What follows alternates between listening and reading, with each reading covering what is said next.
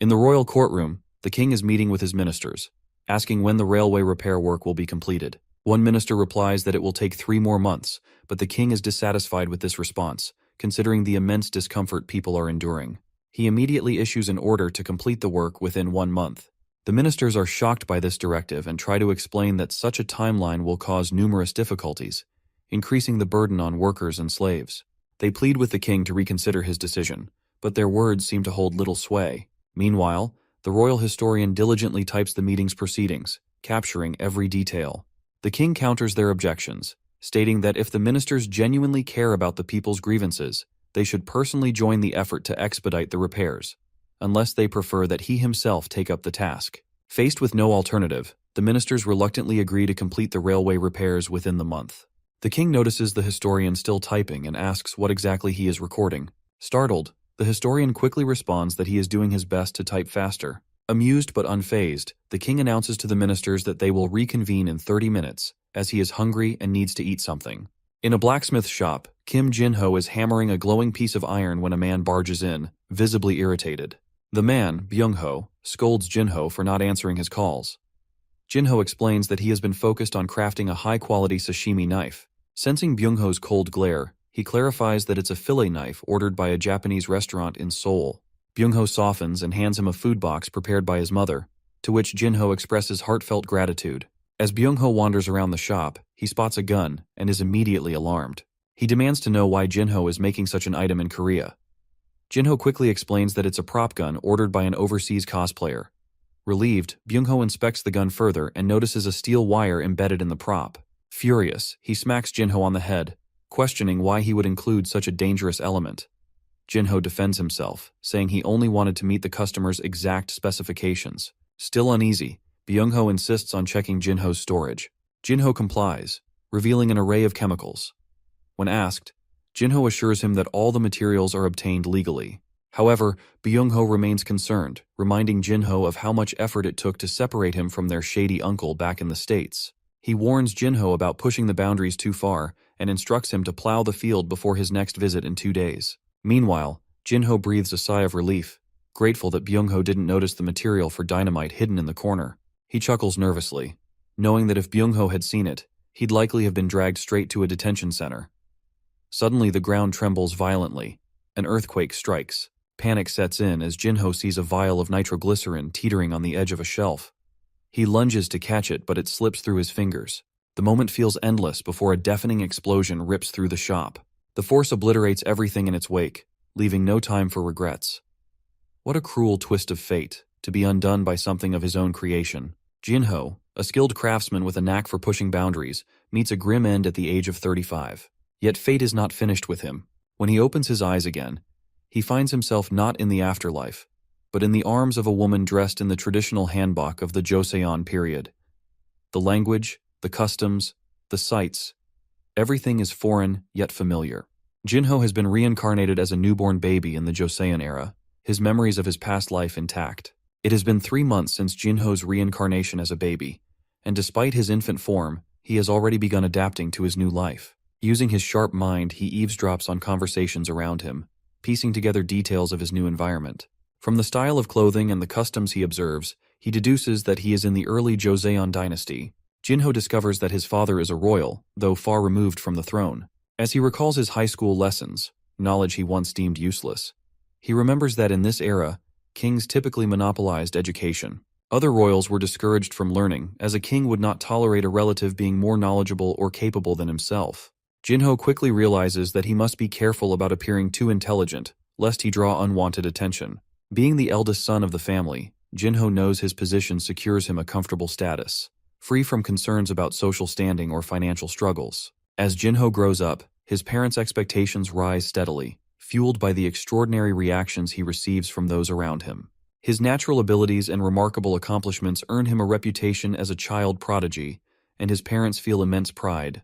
However, their pride soon turns to disappointment when they realize that while Jin-ho is undeniably brilliant, his brilliance does not extend to academics. Despite his talents, studying is his weak point.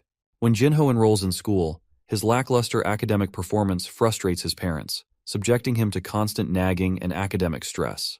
To cope, he becomes deeply engrossed in his hobbies, channeling his creativity into innovative projects. Fascinated by mechanics, he starts experimenting with steam engines and learns to craft arched blades under the tutelage of a Joseon blade craftsman. His passion for diverse fields earns him the nickname Polyanthus from his acquaintances, but as his eccentricity grows, it morphs into crazy nerd. Jinho's inventive streak spreads like wildfire, with rumors of his innovations making their way into the news. Despite his growing fame, his parents remain disappointed as he continues to struggle academically. Still, they refrain from taking any steps to change him, allowing him to follow his path. In his third year of university, Jinho accepts a proposal to create a scale model of a sailing ship from a famous pirate movie. The project leads him to move to the United States, where he receives another offer that includes a salary for his work. Engrossed in the opportunities, he extended his stay in the U.S. When Jinho finally returns to Korea, his father is furious, nearly kicking him out of the house for leaving the country without informing them. Only his mother's intervention prevents this outcome. Realizing his mistake, Jinho pleads for forgiveness, and his father, still seething, commands him to enlist in the military to gain maturity. Jinho enrolls in the military, and after completing his service, quietly resumes his academic studies to prepare for the civil service examination, just as his parents have always wanted. Dedicating himself to their expectations, he achieves the remarkable feat of passing the Level 4 civil service examination in just a year after graduation. At this point, Jinho's father is immensely proud, believing that Jinho has finally matured. Everyone around him celebrates his success, but the weight of fulfilling others' dreams takes a toll on him. Jinho begins to experience severe depression, to the extent that he frequently visits the hospital. Witnessing his deteriorating mental state, his parents reluctantly come to a decision. Jinho is now free to live his life as he wishes. Hearing this, Jinho is overjoyed. He immediately resigns from his position and begins to plan a life centered around his passions. However, fate intervenes when the explosion incident occurs, leading to his transmigration to the Joseon period. This time, Jinho is thrilled by the possibilities. Being born into a wealthy family means he can finally indulge in all the hobbies he could not fully pursue in his previous life. However, his newfound freedom is quickly misunderstood. His mother assumes his happiness stems from a love of books and intellectual pursuits. As she proudly boasts about his supposed academic interests, Jinho uncovers the truth of his lineage. He has been born into the royal family. This realization hits hard when he meets the crown prince and overhears discussions that reveal his father's identity as Sejong the Great, a legendary figure in Joseon's history. King Sejong, the fourth king of the Joseon dynasty, is renowned for his wisdom and contributions, such as creating the proper sounds for instructing the people. Revered as one of Korea's greatest monarchs, his legacy inspires awe throughout history. Jinho, now his son, is overwhelmed by the realization that this legendary figure is his father. On Jinho's first birthday, a customary tradition is held to predict the child's future by having them select an object from a table. As Jinho surveys the items, something unexpected catches his attention: a prince's earrings. Fascinated by the intricate craftsmanship of the era, he picks them, marking the conclusion of a chaotic but successful celebration. The eldest prince, Grand Prince Yangyong, loosens his robes slightly during the festivities. His younger brother, Grand Prince Chungyong, notices and insists that Yangyong dress properly, reminding him of his role as a public figure of the nation. Meanwhile, Grand Prince Hyeoryong, the second brother, gently carries Jinho, observing the exchange. An argument soon breaks out between Yangyong and Chungyong over their differing ideals for the country's future. The two brothers' visions clash, with Yangyong asserting his authority as the crown prince and declaring that, while Chungyong may be intelligent, his role will be to assist him when he ascends the throne. This proclamation fuels an unspoken rivalry, intensifying the competition between the two princes without their realization. King Taejong, the third monarch of the Joseon dynasty, receives reports concerning Lord Nam, the right state counselor, who appears to be aligning himself with Grand Prince Chungyong, the third prince. Taejong, observing the situation, decides not to interfere, choosing instead to let events unfold naturally. This decision becomes a pivotal factor in the growing tension within the royal family. The ambiguous stance of King Taejong fuels the intense competition for the throne. Grand Prince Yangyong, originally a free-spirited individual, struggles under the immense pressure of the succession race. Unable to cope, he turns to hunting and debauchery as a means of alleviating his stress, further tarnishing his image as a suitable heir. The escalating tension prompts royal retainers to intervene in an effort to prevent a repeat of past rebellions among the princes. Park Yoon, one of the key retainers, approaches Shimon, the leader of the faction supporting Grand Prince Chungyong, urging him to abandon aspirations for the throne and to maintain propriety. However, Shimon disregards the warning, resolute in his loyalty to Chungyong. Ultimately, history follows its predestined path. King Taijong, swayed by events and the character of his sons, raises his hand in favor of Grand Prince Chungyang, formally declaring him the new crown prince. After Chungyang is declared crown prince, his wife assumes the role of crown princess, taking charge of the inner palace. From that day forward, she shoulders the responsibility of maintaining harmony and order within the royal quarters. Her diligence impresses the court, and even King Taijong acknowledges her competence. Meanwhile, the king continues to marvel at the extraordinary abilities of Moon, formerly Jinho, whose intelligence and innovations astonish everyone, especially given his young age. During a brief conversation between King Taijong and the crown princess, they discuss her father and his role in the kingdom's shifting dynamics. Despite her composure, the weight of her responsibilities and her family's influence loom in the background. 2 months after appointing Chungyang as crown prince, King Taijong abdicates the throne, formally passing the reins of power to him. Taijong, however, assumes the title of retired king, a position that allows him to retain considerable influence over court matters. This duality is intentional, as Taijong harbors deep suspicions about Chungyang's maternal relatives, whose political power has surged following his coronation. Taijong's misgivings soon find validation. A secretive meeting takes place among influential figures, where Kang Sengyin openly critiques the lingering dominance of the retired king. He remarks that the current monarch's authority is overshadowed by Taijong's pervasive presence, implying that the retired king has not truly relinquished control. When the king hears about the meeting, he becomes furious, thinking they do not know their place. He demands punishment for those involved. The queen pleads with him, knowing her daughter-in-law's family is implicated, but the king does not heed her request. As a result, Kang Sengyin is sentenced to death, while Shimon receives a life sentence. Hyang's maternal family members are sold off as slaves. The king ensures that all those involved in the meeting are punished. Meanwhile, the crown prince, Chungyang, does not react much to the events unfolding around him. The crown princess, however, is deeply pained. Although King Taijong's purge is completed, the aftermath does not fade easily. Officials begin to complain that the daughter of a traitor cannot become the queen. In response, Chungyang angrily threatens to return the throne to his father, King Taijong, if that is the price for maintaining his wife's position as queen. The king insists that it would be wrong to dethrone someone who has already borne 3 legitimate children for the throne. Sejong reads reports of national affairs and learns that an envoy from the Ming Empire has raised questions about his sudden abdication. Despite this, the transfer of the throne goes relatively smoothly. To ease the situation with the Ming envoys and to counteract the retired King Taijong's influence over the military, Sejong embarks on the Oe invasion and the conquest of Tsushima Island, hoping to strengthen his rule and secure his position on the throne. As Sejong reads the national affairs, he begins to think that his son might also be interested in these matters. He instructs the eunuch to start taking the young prince to study, but the prince cries, knowing that he hates studying. After a while, the prince starts to reconsider. He thinks that if he could study just enough to fulfill his duties, he could then pursue his true passion. He wonders if his father, with his royal rank, could help him achieve this, believing that as a prince, he could have the resources and support necessary to make his passion a success. Jinho takes a walk with his personal servants through the palace grounds when he notices black smoke rising from the nearby palace forest. The smell is unpleasant, and he frowns at the sight. As he continues his walk, a group of royal courtmaids passes by, greeting him respectfully. He returns their greetings but soon notices something troubling. There's a dent on one of the courtmaids' robes, which sparks an intense irritation within him. He can't help but feel enraged, thinking to himself that he could easily turn the whole kingdom upside down over such an incident. After a brief royal lecture, he decides to ask his tutors about what he saw earlier. He points out the robe's condition and asks about the significance of such imperfections. The tutors explain that clothing is not only a representation of one's status, but also a way of maintaining societal order. It's considered normal to tolerate such minor inconveniences in the robes, as they signify one's place in the hierarchy. Jinho, however, finds this reasoning flawed. He believes that virtues and character should be the true measure of one's status, not the outward appearance. His tutors are stunned by his reasoning, unsure how to respond. The conversation shifts as they attempt to move past the discomfort his thoughts have caused. Jinho then brings up another subject, the letter about the conquest of Tsushima Island, which he had seen with his father. The letter mentions that everyone, from nobility to commoners, is being mobilized for the campaign, except for the farmers.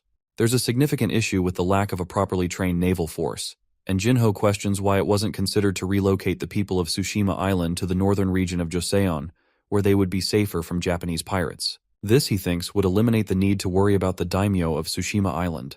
However, his tutors have no response to his suggestion. They fall silent, unable to offer any satisfactory explanation or solution to his line of questioning. As Jinho grows older, his intellect continues to astound those around him.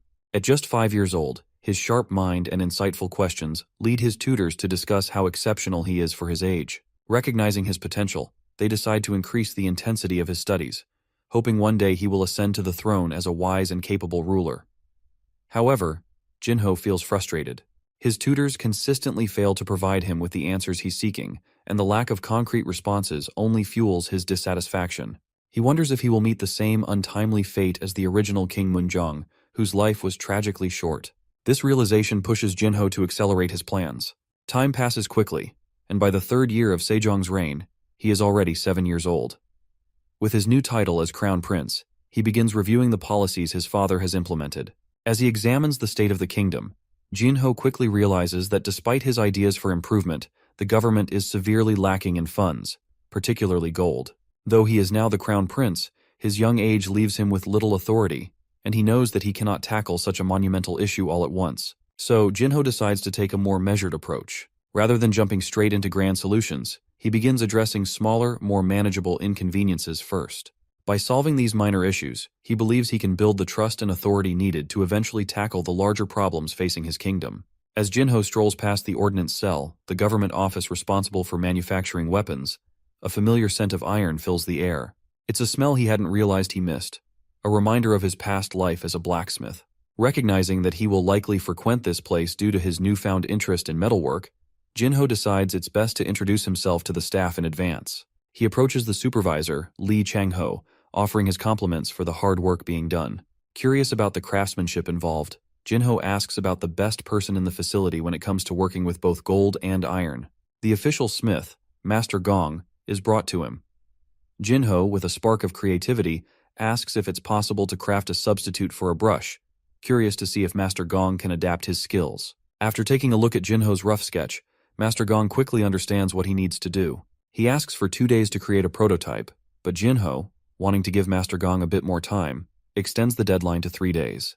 When the time comes, Master Gong returns with 5 nibs of different thicknesses, ready for testing. Jinho tries one of them out and is impressed with the result. He requests that Master Gong create 100 nibs, focusing special care on 10 of them, and asks for the items to be delivered within 12 days. The pressure is on, but Jinho insists that the products must be flawless, as he intends to present them to the king.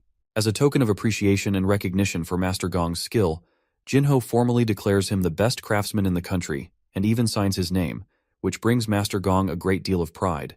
On the 10th of December, in the 3rd year of Sejong's reign, Jinho stands before the king, presenting the gold pens he had meticulously crafted. The king inspects the elegant creations and is immediately pleased with their design. He praises Jinho for his ingenuity and requests that the royal historian record the crown prince's achievement in the annals of history. Curious about Jinho's reasoning behind the creation of the gold pens, King Sejong asks, "What inspired you to make these?" Jinho, having anticipated the question, confidently explains that he noticed something peculiar about the brushes previously used by the court, how they caused fatigue after long periods of writing. His insight into such a common yet overlooked issue impresses the king, who nods approvingly at his son's intelligence. Taking it a step further, Jinho suggests that the gold pens be distributed to historians and government officials. He believes the pens could alleviate some of the stress those who write constantly endure.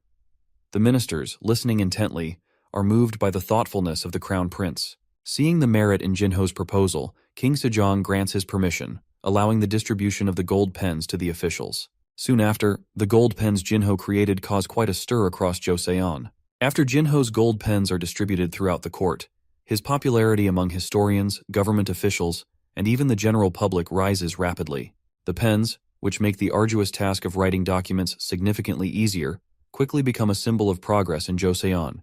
To further improve the efficiency of record-keeping, Jinho also creates writing pads, which he presents to everyone along with the gold pens. His foresight and innovation continue to impress the king, who, recognizing the potential impact, orders the mass production of both the pens and writing pads for wide distribution. The gold pens, however, begin to have unforeseen consequences. A nobleman, while buying rice in the market, catches the attention of a merchant when he uses one of the gold pens. The merchant, noticing the value of the item, begins to speculate about the monetary potential surrounding the pens. As the pens become more widespread, the demand for them increases, and soon counterfeit versions begin to appear on the streets. The counterfeit pens quickly become a problem.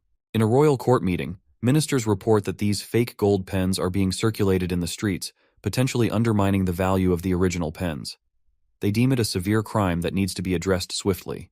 Despite their concerns, King Sejong calls for Jinho, as the creator of the gold pens, to share his thoughts on how to handle the situation. Jinho, ever thoughtful, listens intently to his father's concerns.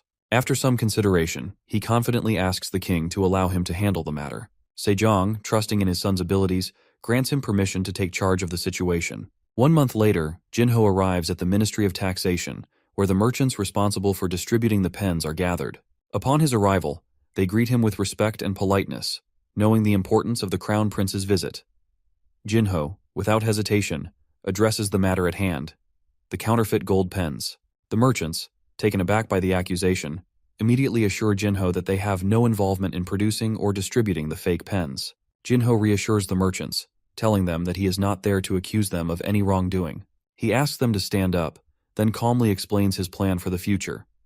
He intends to entrust the production of gold pens, as well as regular pens, to one of the merchant troops present. However, he makes it clear that merchants who produce gold pens will be required to pay 20% of the profits from sales to the government.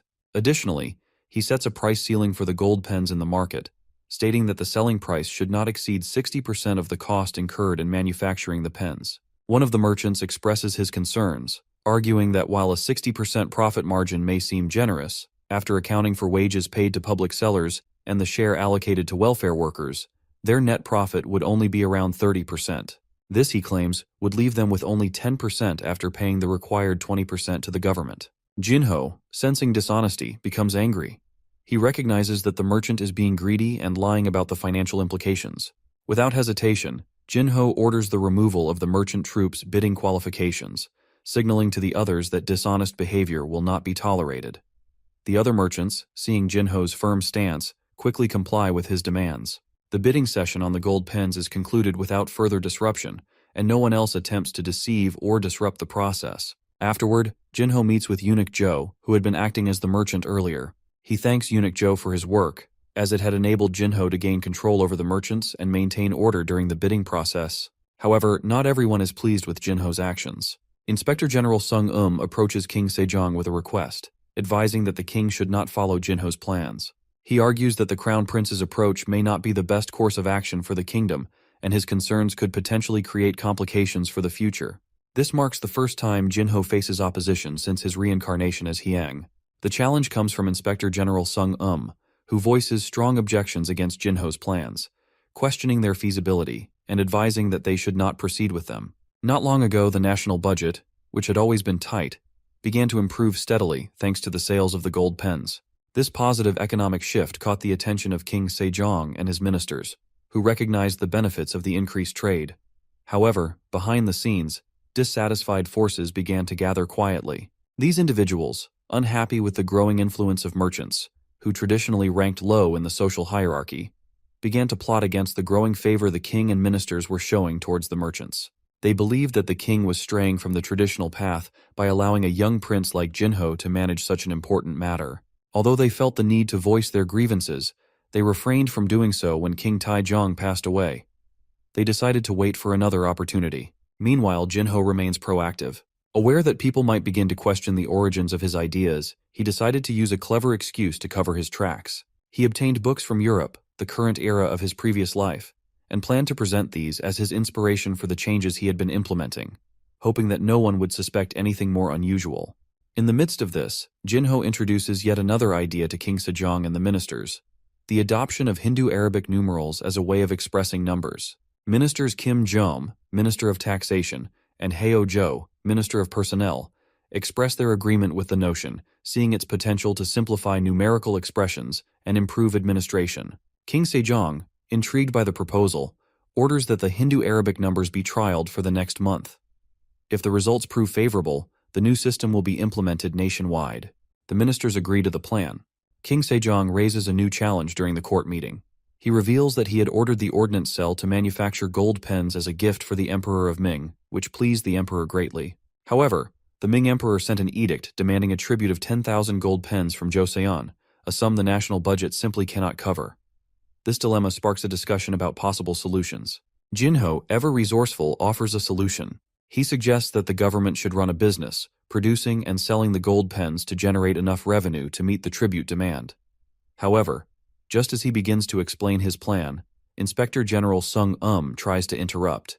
The king, sensing the tension, silences him and encourages Jinho to continue. Jinho elaborates that since the Ming Empire spans an enormous territory and population, it is likely that the number of writers there is several times that of Joseon. If they can partner with the merchant troops to produce more gold pens than required for the tribute, they would not only meet the obligation, but also make a profit. Furthermore, Jinho proposes that merchants could accompany the diplomatic envoy to the Ming Empire, paying only rent for the opportunity. This would create a mutually beneficial arrangement for both the government and the merchants. Despite Jinho's well-thought-out plan, Inspector General Sung objects vehemently, claiming that while the plan might bring wealth, it would also lead to excess and luxury, which could corrupt the people. The Minister of Rights adds his support to the Inspector General's position, arguing that Jinho does not understand the complexities of national affairs and diplomacy, and should study more before making such proposals. Jinho, undeterred, responds with facts to counter their claims. He points out that approximately 400 government officials and 1,000 commoners use gold pens each month, demonstrating the demand for them. This revelation shocks the Inspector General, who immediately apologizes for his earlier objections. Jinho presses on, stressing that the accompaniment of merchants to the Ming Empire is essential for the well-being of the country's people. To further support his argument, Jinho presents the king with a book detailing the geography of the world, including insights into the Ming Empire and its neighboring countries, illustrating the scale of the opportunity. Still, Inspector General Sung attempts to oppose Jinho's reasoning, but Jinho retorts with a powerful analogy. Even a noble will break the rules to feed his starving child. In the same way, the king, as the father of the nation, should be responsible for the welfare of his people. If there is a way to improve the financial health of the country, we should take it. The king is deeply impressed by Jinho's reasoning and his dedication to the nation's welfare. In an unexpected turn, King Sejong offers an informal compliment to his son in front of the entire court. The ministers are stunned by the king's remarks, which signal his growing trust in Jinho's abilities and vision. The court falls into an eerie silence after the king's sudden outburst of excitement. King Sejong quickly regains his composure and directs his attention back to Jinho, urging him to continue. Jinho, undeterred by the sudden shift in the atmosphere, presses on with his argument, emphasizing the need for the government to address the hunger of the common people. He stresses that while they may not be able to fully teach the commoners how to overcome hunger, they can at least ensure that the people are not left hungry. The king, moved by Jinho's passion, makes another remark of approval, but Jinho, sensing the rising tension, feels it is time to wrap up his speech. He then turns the conversation to preparations for future calamities, such as droughts and famines.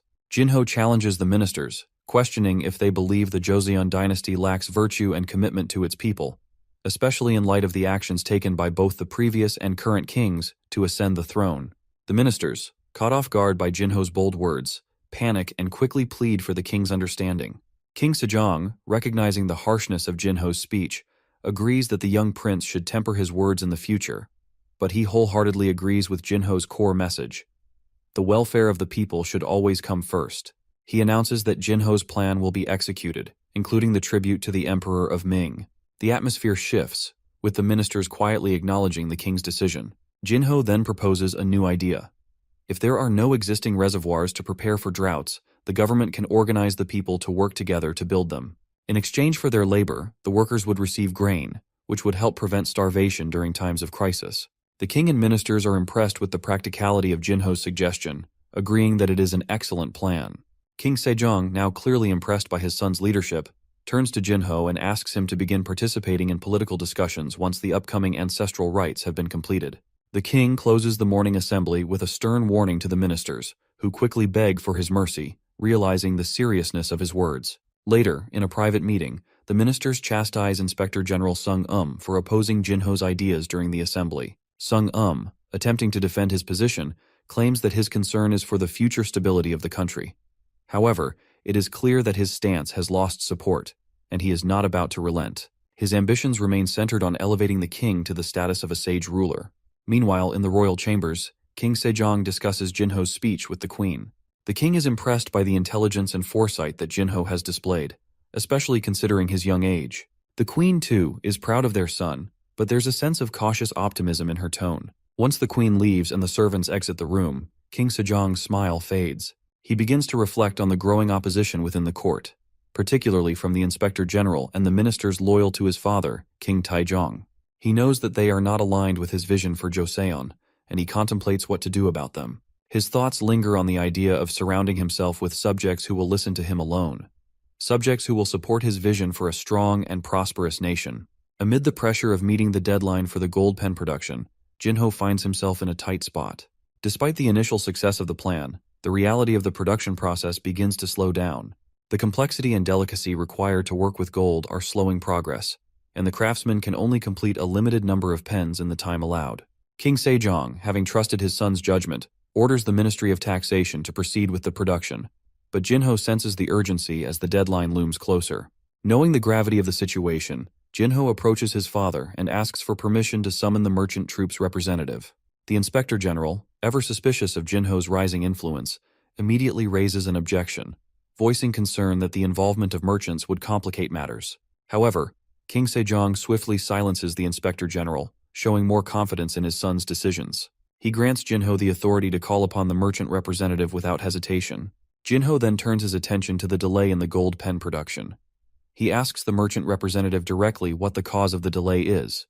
The representative explains that dealing with gold is an intricate process that requires great skill and focus. Due to the precision needed, only one person can be assigned to each gold pen, making it impossible to expedite the process without sacrificing quality. Realizing the gravity of the situation, Jinho decides that the only solution would be to speak with the master craftsman personally.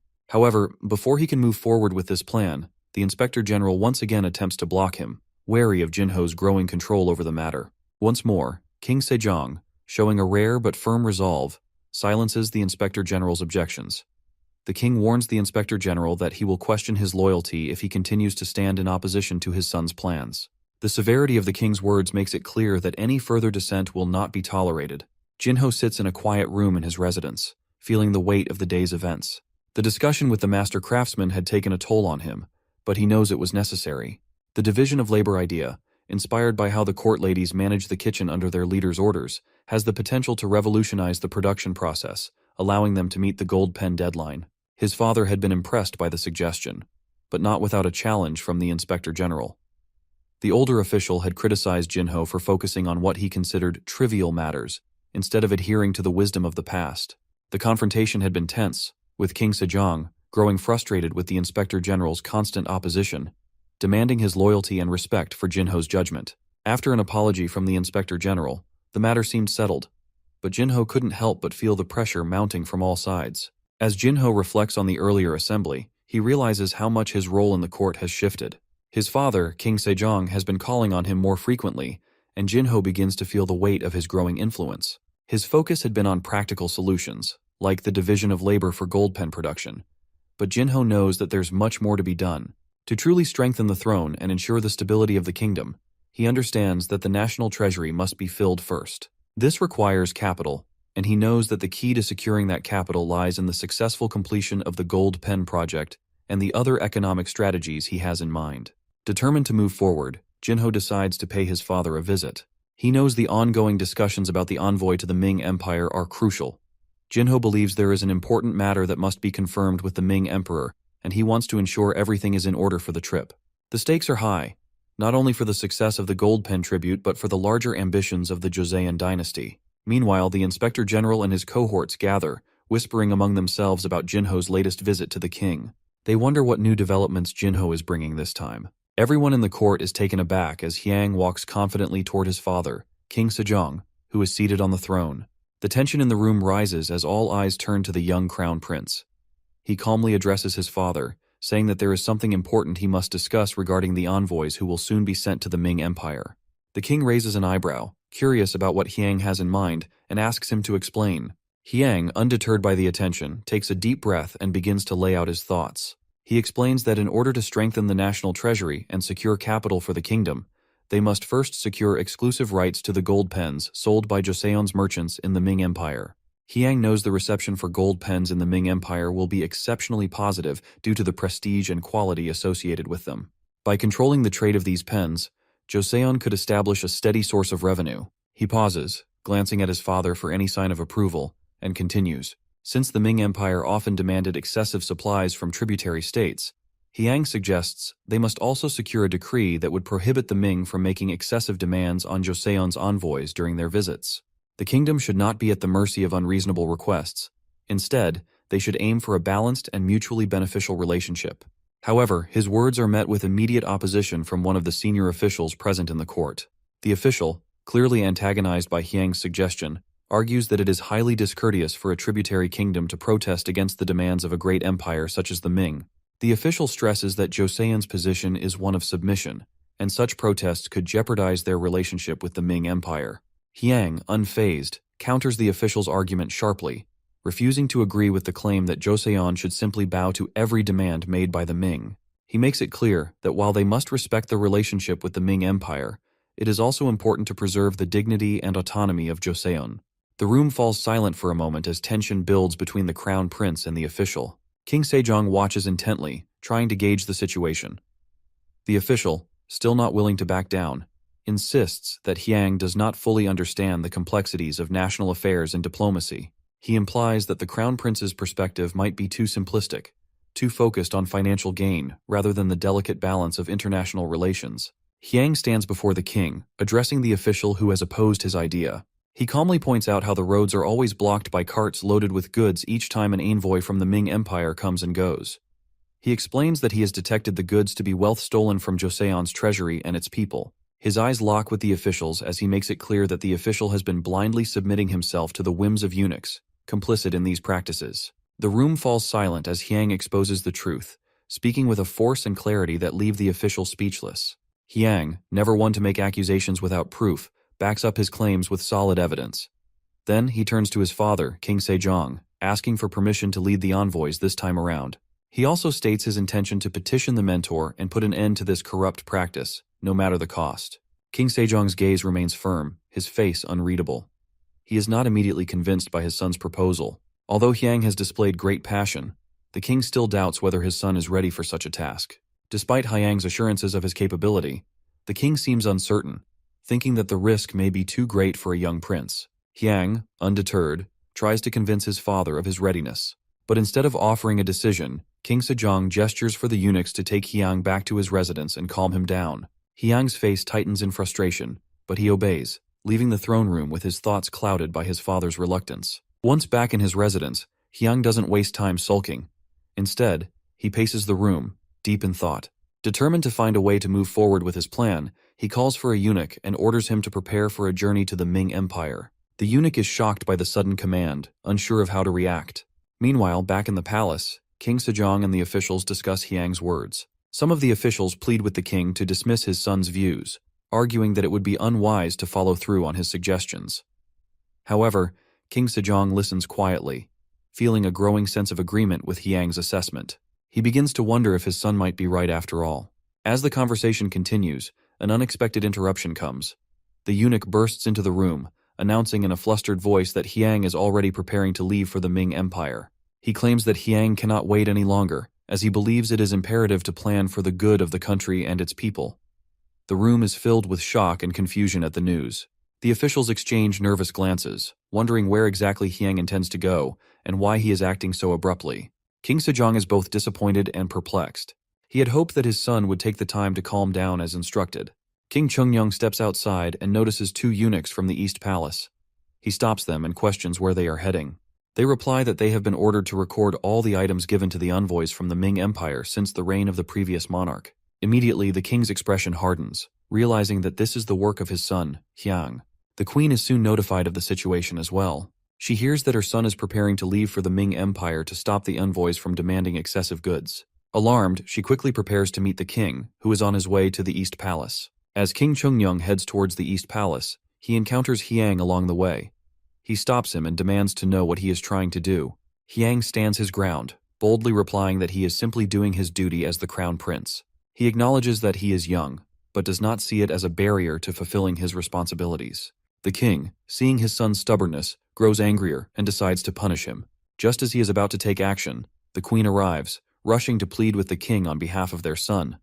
Despite her pleas, the king is resolute. He lists all the offenses he believes Hiang has committed, and orders the guards to take the queen away so he can deal with Hiang alone. Once the queen is removed, the king demands that the royal physician be summoned to tend to Hyang after the punishment. Later, after the Ming envoys leave, the queen returns to the palace, still upset. As she walks through the halls, she overhears the ministers discussing Hyang's behavior. Unable to contain her anger, she confronts them, telling them she overheard their words and will not forget how they spoke of her son. Back in the palace, the king, now in a calmer state, begins reviewing the documents Hyang had requested, realizing that his son's points were valid. He turns to the ministers, frustrated, and questions why they failed to recognize the truth in his son's words. When none of them can provide a satisfactory answer, he orders them to decide on the representative and aid for the envoy within 2 hours. He warns them that if they fail to do so, he will judge them for high treason. Later that night, unable to sleep, the queen walks through the palace grounds, only to find the king also outside. Seizing the opportunity, she asks him why he punished Hyang so severely. The king sighs, explaining that while he did not want to punish their son, he felt it was necessary. He admits that he now sees that Hyang possesses the nature of a sage, but that such wisdom should not be displayed so openly in front of the ministers. The king explains that he must guide Hyang carefully, and that he now understands why his son's actions were necessary. As the queen and the king discuss these matters, Hyang, standing nearby, overhears their conversation. Hyang sits quietly, watching his younger brother Yu playing carefree. As he observes, his mind drifts back to the dark events he knows are destined to unfold according to history. He knows that in the future, Yu will be responsible for a bloody upheaval in the palace, one that will see the tragic demise of their family. Hyang is acutely aware that Yu will eventually betray and kill Munjong, the rightful king of Joseon, to take the throne for himself. The events are clear in Hyang's mind. When Yu's nephew, Danjong, ascends to the throne, it will be Hyang who leads the Gyeyu Jongnan, purging the opposition, and Yu will poison his younger brother, Grand Prince Anpyong. Yu will eventually abandon his brothers, betray their father and grandfather, and cast a dark cloud over the prosperity of the Joseon dynasty. Hyang knows this dark future is inevitable if left unchecked, so he starts to think of a way to intervene before Yu begins to show signs of his true nature. His plan is to make sure Yu works under his guidance, keeping him close until his eventual death. Determined to act, Hyang stands up and walks over to where both his brothers are playing. They greet him warmly, but Hyang, knowing that Yu's future is at risk, asks Yu to come study with him that evening. To his surprise, Yu refuses the offer, insisting that he wants to study alone. Yu even drags Yang away with him, not wanting his younger brother to stay with Hyang either. This behavior from Yu stems from jealousy. Ever since he overheard the maids discussing Hyang's brilliance, how they could never compare him to the crown prince, Yu has harbored resentment toward his older brother. The jealousy festers in his mind, and Hyang's forced lessons only deepen the divide. During one such lesson, Hyang tries his best to make the session engaging and enjoyable, but Yu remains sullen and unresponsive. Frustrated by Hyang's superior intellect, Yu abruptly leaves the lesson, declaring that he has his own personal teacher and does not need Hyang. The next day, while Yu is being taught by his own teacher, Hyang watches from the shadows, surprised at Yu's sudden change. Yu, having previously struggled in lessons, now claims to be smarter than before. He works diligently with his teacher, refusing to cause trouble and quickly mastering the material. Hyang, observing his brother's newfound determination, is shocked at the transformation. The history books had stated that Grand Prince Suyang, Yu, was considered inferior to King Munjong, Hyang, in intellect and ability. Yet they also noted that Suyang was talented in both martial arts and literary arts, just not as exceptional as Munjong. But now Hyang sees that Yu is not as incompetent as he once believed. Still, Hyang knows he must outsmart him, especially if he wants to steer his brother away from the path of destruction that awaits him. Hyang decides to use this knowledge to his advantage. He approaches Yu, pretending to be unaware of martial arts, and asks him to teach him. Yu, sensing that he now has the upper hand, agrees readily, eager to prove his own genius. Hyang, playing the part of an inexperienced fool, allows Yu to teach him, all the while fostering Yu's growing sense of pride in his martial skills. Yu revels in the feeling of superiority, believing that he has finally found something where he is truly the master. The noblewomen are seen discussing Hyang's flashcards that he has created, admiring how studying becomes fun with them. They express how they believe their sons would be able to learn Chinese characters much more easily with such tools. Excited, they start talking with their husbands about their interest in buying the flashcards. The men, despite some reluctance, eventually agree to their wives' insistence on getting the flashcards for their children. 3 of these noblemen are later seen visiting Hyang, asking him to sell the flashcards to them. Hyang, in his usual calm manner, tells them that he will sell the flashcards for 3 siams of rice. He explains that the first SEOM will cover the cost of materials used to make the flashcards, the second SEOM will go to the National Treasury, and the third SEOM will be for his personal use. Left with no choice, the men agree to his price and purchase the flashcards. Later, the king is seen having his meal when Hyang barges into the room, clearly worried. He complains about his father eating meat again, constantly avoiding the vegetables. Hyang becomes increasingly obsessed with the king's diet, so much so that it starts to feel unusual even to those around him. After several days of Hyang fussing over the king's meals, King Sejong, unable to tolerate the constant interference, asks the servants to escort Hyang out of his room. However, Hyang, still concerned about his father's health, decides to take matters into his own hands. Realizing he can't change the king's love for meat, he works with the master craftsman to come up with a creative solution. After much thought, Hyang creates a piece of equipment, a skipping rope with a bell attached. He explains proudly that this is an excellent plan to help improve the king's health, combining exercise with a bit of fun. Hyang explains to his father that the skipping rope can significantly improve his health. He demonstrates how to use it, jumping with the rope, which surprises both the king and the ministers. However, despite the demonstration, the king remains unconvinced, seeing it as nothing more than normal jumping. Hyang, in his usual calm and persuasive manner, tells the king that he had read some Western books which explain that those who sit for long periods tend to develop weaker lower bodies. He assures the king that skipping rope exercises will strengthen his legs, emphasizing its benefits for men. Though the king and ministers understand the underlying message, the king is still skeptical, but feels tempted to give it a try later.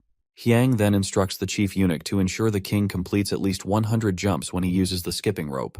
Later, Hyang helps the king fix the bell to his neck, even though it's a bit embarrassing for the king's dignity. The king begins to use the skipping rope, but after a short while, he becomes tired and asks the chief eunuch how many times he has jumped. The chief eunuch reports that it's only been 9 times, which disappoints the king. He suggests to Hyang that perhaps the number of jumps should be reduced for the day, but Hyang insists that the king must complete the full 100, emphasizing the importance of sticking to the daily target. As the days go by, the skipping rope begins to show positive effects on the king's health. His bowel movements become easier, and he can stay up later to attend to state affairs, even enjoying more time with the queen. The ministers, noticing the king's improvement, grow curious about the skipping rope's benefits and visit the crown prince, eager to purchase one for themselves. They're willing to pay any amount of rice for it. Hyang, sensing an opportunity, increases the workload of the craftsmen to meet the demand, and also proposes an idea to the women interested in the skipping rope: trousers that would make it easier for them to exercise. Soon, the ministers too begin to feel the positive effects of using the skipping ropes. Meanwhile, Hyang is pleased with the money he's accumulating from the sales, but he feels that he still has a long way to go. His success does not go unnoticed by the inspector general and his cohort, who begin to grow suspicious of Hyang's increasing wealth. They believe he is becoming too obsessed with money and feel the need to intervene. However, the inspector general advises them to remain calm and wait for the right moment, convinced that Hyang's greed will eventually lead him down a destructive path. Then, the chief eunuch hurries in to deliver shocking news to the king.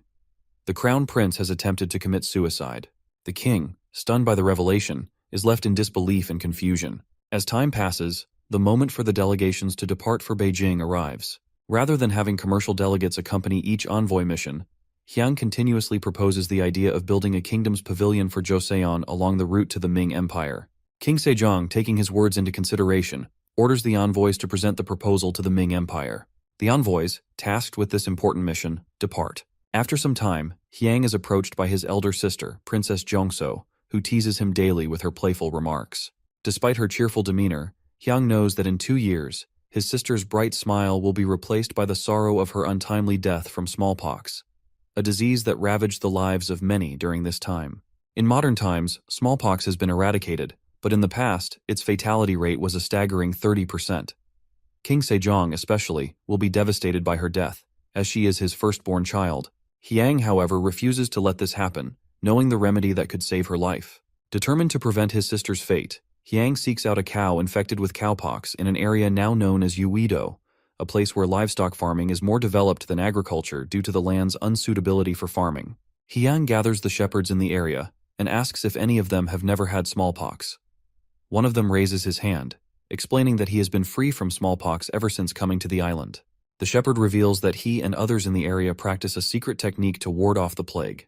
Exactly what Hyang had expected. This technique, similar to what Edward Jenner would later develop in his own time, is known as variolation, where cowpox is introduced to the body to protect against smallpox. Hyang, understanding the importance of this method, asks the man to perform the procedure on him as well. Meanwhile, King Sejong is having a meeting with his ministers when the chief eunuch rushes in to inform him that Hyang has attempted suicide. Shocked and alarmed, the king immediately rushes out to find his son. When he sees Hyang entering the palace, the king inspects his body, fearing the worst, only to find that Hyang is perfectly fine. The king, confused and angry, wonders if he has been played by the eunuch. Eunuch O immediately apologizes, explaining that he had no reason to lie, but the situation was alarming enough to warrant concern. Hyang quickly understands the misunderstanding and assures his father that he is fine, explaining that he had not attempted suicide. He further explains that he has been researching medical texts from China and has discovered a remedy for smallpox. Hyang tells the king that he had to introduce cow pus into his body as part of the procedure, which is the method of variolation. As soon as the king hears this, he is struck with shock and faints, causing everyone around to gasp in surprise. The sight of his son undergoing such a drastic and unusual procedure overwhelms him. When the king regains consciousness, he asks again if what Hyang meant is that he actually injected cow pus into his body, wondering if his son understands the implications of what he's done. Hyang reassures him, confirming that it's indeed the pus and that he used a needle to insert it into his body. The king becomes agitated, questioning why Hyang would do such a thing just because it's written in a book. Hyang explains that he had the procedure done by the shepherd from Neobial Island, a man well-versed in it, and that it's a secret technique passed down through generations to prevent smallpox on the island. However, the king cannot help but feel that Hyang's actions are rash. He asks, "What if something goes wrong?" Hyang responds that he is fully aware of how severe smallpox can be, and that it might one day spread into the palace. He felt compelled to do something about it, and he believes that if this method can protect their cherished ones, then it's worth trying. The king, though conflicted, wonders if Hyang is truly a blessing or a misfortune for the country, as he is so unpredictable. He orders the chief of the royal guards to arrest the shepherd and imprison him, though he should be treated with proper meals and no torture. However, the shepherd is to be warned that if anything happens to Hyang, his life will be forfeit. Meanwhile, in the palace, people are discussing Hyang's actions. Some believe that, as a genius, he should be able to make it work. A group of eunuchs, however, are deeply concerned. They learn that Hyang has developed a high fever all over his body, and the officials are furious, questioning the shepherd. The shepherd calmly reassures them, explaining that a high fever is part of the procedure and will last for about 5 days. He assures them that after about 10 days, Hyang will wake up, completely healthy. His words turn out to be true, as after 10 days, Hyang is fully healed and lives as though nothing happened, just like before. Hyang then goes to see the king, who remains unconvinced that he is immune to smallpox. Hyang offers to prove it by going to an area infected with smallpox, but the king refuses to allow it. Instead, Hyang proposes an alternative: to perform the procedure on people in areas with smallpox outbreaks, which he believes would be convincing enough. The Inspector General voices his opposition to this idea, stating that it might just be a coincidence. Hyang responds that the technique has been proven by the shepherd and his family over many decades, so it can't simply be coincidence. He argues that if they don't try it because of fear of failure, how can the kingdom progress? Reluctantly, the Inspector General agrees. Hyang's plan is implemented, and people with a strong fear of smallpox willingly participate in the procedure. Soon, its efficacy is proven. King Sejong, impressed with the results, orders a census along with smallpox vaccinations, achieving the dual purpose of a population census and vaccination. After confirming the procedure's success, King Sejong begins considering how to implement it for the people of Joseon. Later, Hyang's elder sister, Princess Jungso, comes to tease him before leaving. Hyang, relieved and glad that she is healthy, feels a deep sense of gratitude knowing that she will be able to fight against smallpox in the future. After the smallpox issue has been dealt with to a certain extent, Hyang begins to engage in creating policies earnestly. Records on medicine are organized and compiled into one book, and another book summarizing agricultural methods suitable for Joseon's climate is also made.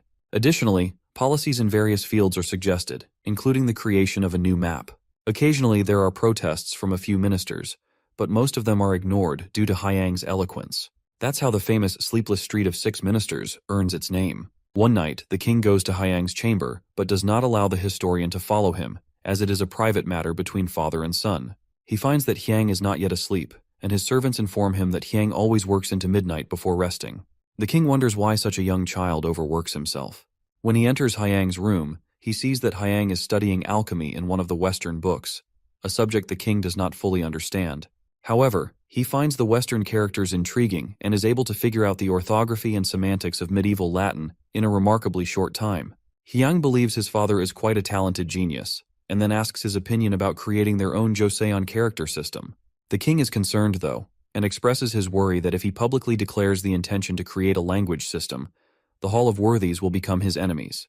Hyang explains that there are many people who cannot file appeals because they are illiterate, and if the king presents the idea well, he will be able to proceed smoothly. As the king is about to leave, he tells Hyang that he hopes he reaches the age of 15 soon. Hyang wonders what he means by that, but the king only says good night before leaving. In the next court assembly, Hyang proposes the idea that all 6 ministers should be categorized separately, and that meticulous records need to be maintained for each. This would help future generations, and both the king and ministers agree to his idea. The king issues a decree regarding it. Later, the ministers are seen complaining about how hectic their schedules have become due to Hyang's ideas. One of them wonders if, at this rate, there might be a huge problem soon. The chief state counselor, Ryu Jung-hyun, arrives and assures them that nothing like that will happen. He adds that if Hyang oversteps his boundaries and destroys everything they have built until now, even if Hyang is the crown prince, he would not stay still. The envoy returns from the Ming Empire and informs the king that the people of Ming are asking for Joseon's paper, as it is of superior quality. The king feels that they might be able to increase profits by ordering an increase in the supply rate of the paper industry. However, Hyang proposes an idea to abolish the paper manufactory, which leaves all the ministers confused. They question why he would suggest such a thing, and the king also asks Hyang to explain his reasoning. Hyang explains that the king may already know that the quality of Joseon's paper is extremely high, thanks to the skill of the craftsmen who are paid far less than what they deserve for their hard work. Most of them have to take up side jobs or even quit their jobs to work in sharecropping or workshops. Given the current situation, if the workload increases and management becomes more difficult, even more people will quit. The chief state counselor, Ryu Jung-hyun, then interjects, saying it is merely an excuse for the laziness of the craftsmen. He asks the king if he knows why the previous king established the paper manufactory in the first place. It was because the quality of the paper collected for Jowa was not uniform, causing a great inconvenience in having to sort through it all again. With this, the ministers ask the king to reconsider and not abolish the paper manufactory. The king is seen pondering what stance to take and smirks at Hyang, who realizes that the king has developed a strange habit. If a problem arises during political discussions, he starts tossing the answer over to Hyang. No one knows the reason, and they wonder if the king wants Hyang to partake more actively in the discussions. Hyang then offers a solution to the problem, which even the Minister of Taxation agrees with. The Inspector General tries to voice his disagreement, but the ministers begin to support the Crown Prince's idea. Hyang enjoys how things are unfolding. Soon after, the king commands that they properly investigate the issue of the paper manufactory before following Hyang's suggestion. The king also issues a decree that Hyang should present his political views on national affairs, with the meeting to be held at the main throne hall. All third rank and above civil servants, as well as all ministers, are to attend. He asks Hyang if he can do it, and Hyang replies that he can, as he only needs 5 days to prepare. Most of the ministers feel that there is no way Hyang, at just 9 years old, can deliver a convincing presentation on national affairs. However, Chief State Counselor Ryu Jung-hyun advises them not to underestimate Hyang, despite his young age. He reminds them that Hyang has the king's support, and that everyone must be well prepared, emphasizing the importance of not allowing the vices of previous kings to return. At the Office of the Censors, officials discuss the upcoming presentation by Hyang, with some considering filing an appeal about it. All these developments within the palace are reported to the king by the chief eunuch. Meanwhile, at his residence, Hyang is deep in thought, contemplating how to deal with the stubborn officials. He knows people will doubt him simply because of his youth, but he forms a plan. He will demonstrate the principles of 21st century capitalism and administrative organization to prove his worth. 5 days later, at the main throne hall, ministers, officials, and civil servants arrive for Hyang's presentation. Soon after, the king arrives and announces the start of the presentation.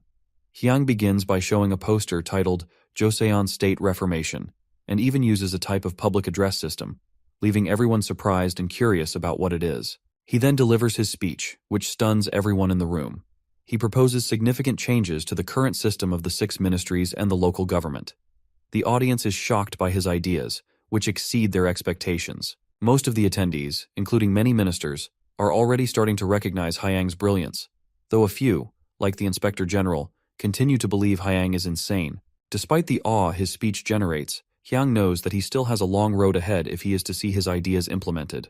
Hyang concludes his political views, leaving all the ministers in shock and even impressing the king with his speech. Hyang explains that his ideas draw inspiration from the scriptures of the late wise sages, as well as the works of Western thinkers. The king compliments him, admitting that even he had never considered such perspectives. Hyang responds by asserting that it is high time for reform. The king wraps up the political discussion, but the chief state counselor, Ryu Jung-hyun, is left stunned by the turn of events. He feels the need to file an appeal, accusing Hyang of using flashy words while disregarding traditional values and customs. Similar sentiments arise among the officials of the censors, who begin to entertain the idea of seeking a replacement for the crown prince. They argue that they must expose the shortcomings of the tutorial office responsible for Hyang's education. Hyang concludes his political views, leaving the ministers divided. Some actively agree with his progressive stance, recognizing the need for reform and innovation.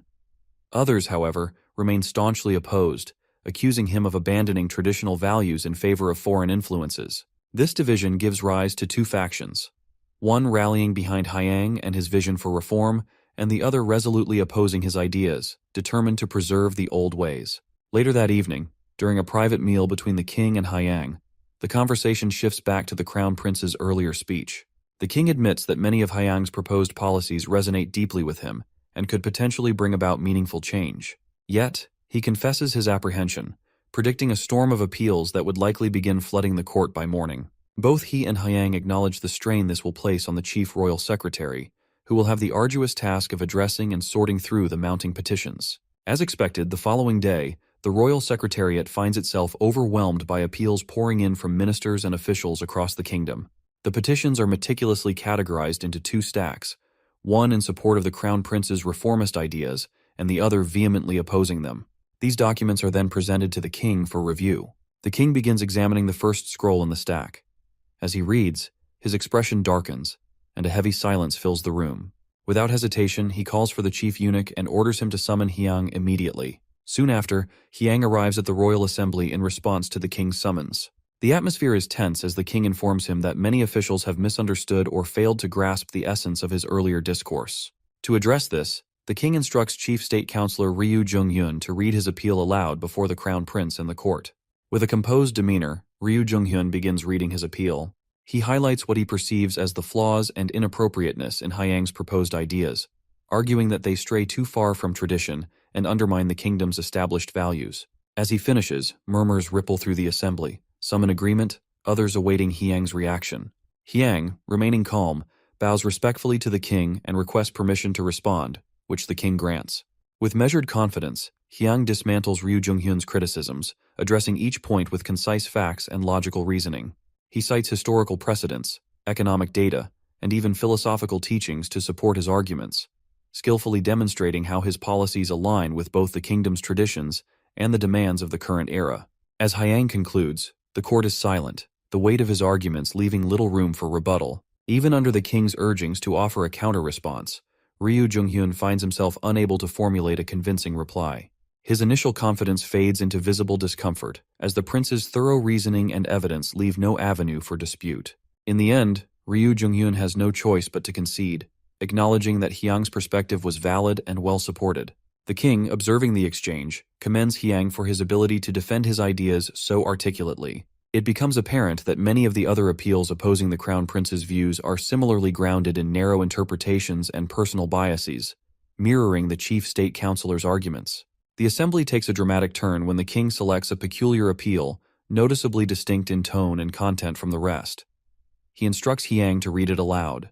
As Hyang scans through the appeal, his expression darkens, and upon finishing, he addresses the court with an uncharacteristically stern recommendation. The writer of this appeal must face severe punishment. His unexpected declaration shocks the ministers, who are taken aback by the crown prince's firm stance. Hyang elaborates further, explaining that in all his studies of the teachings of the wise sages and the political doctrines they left behind, there is no precedent or justification for what is written in the appeal.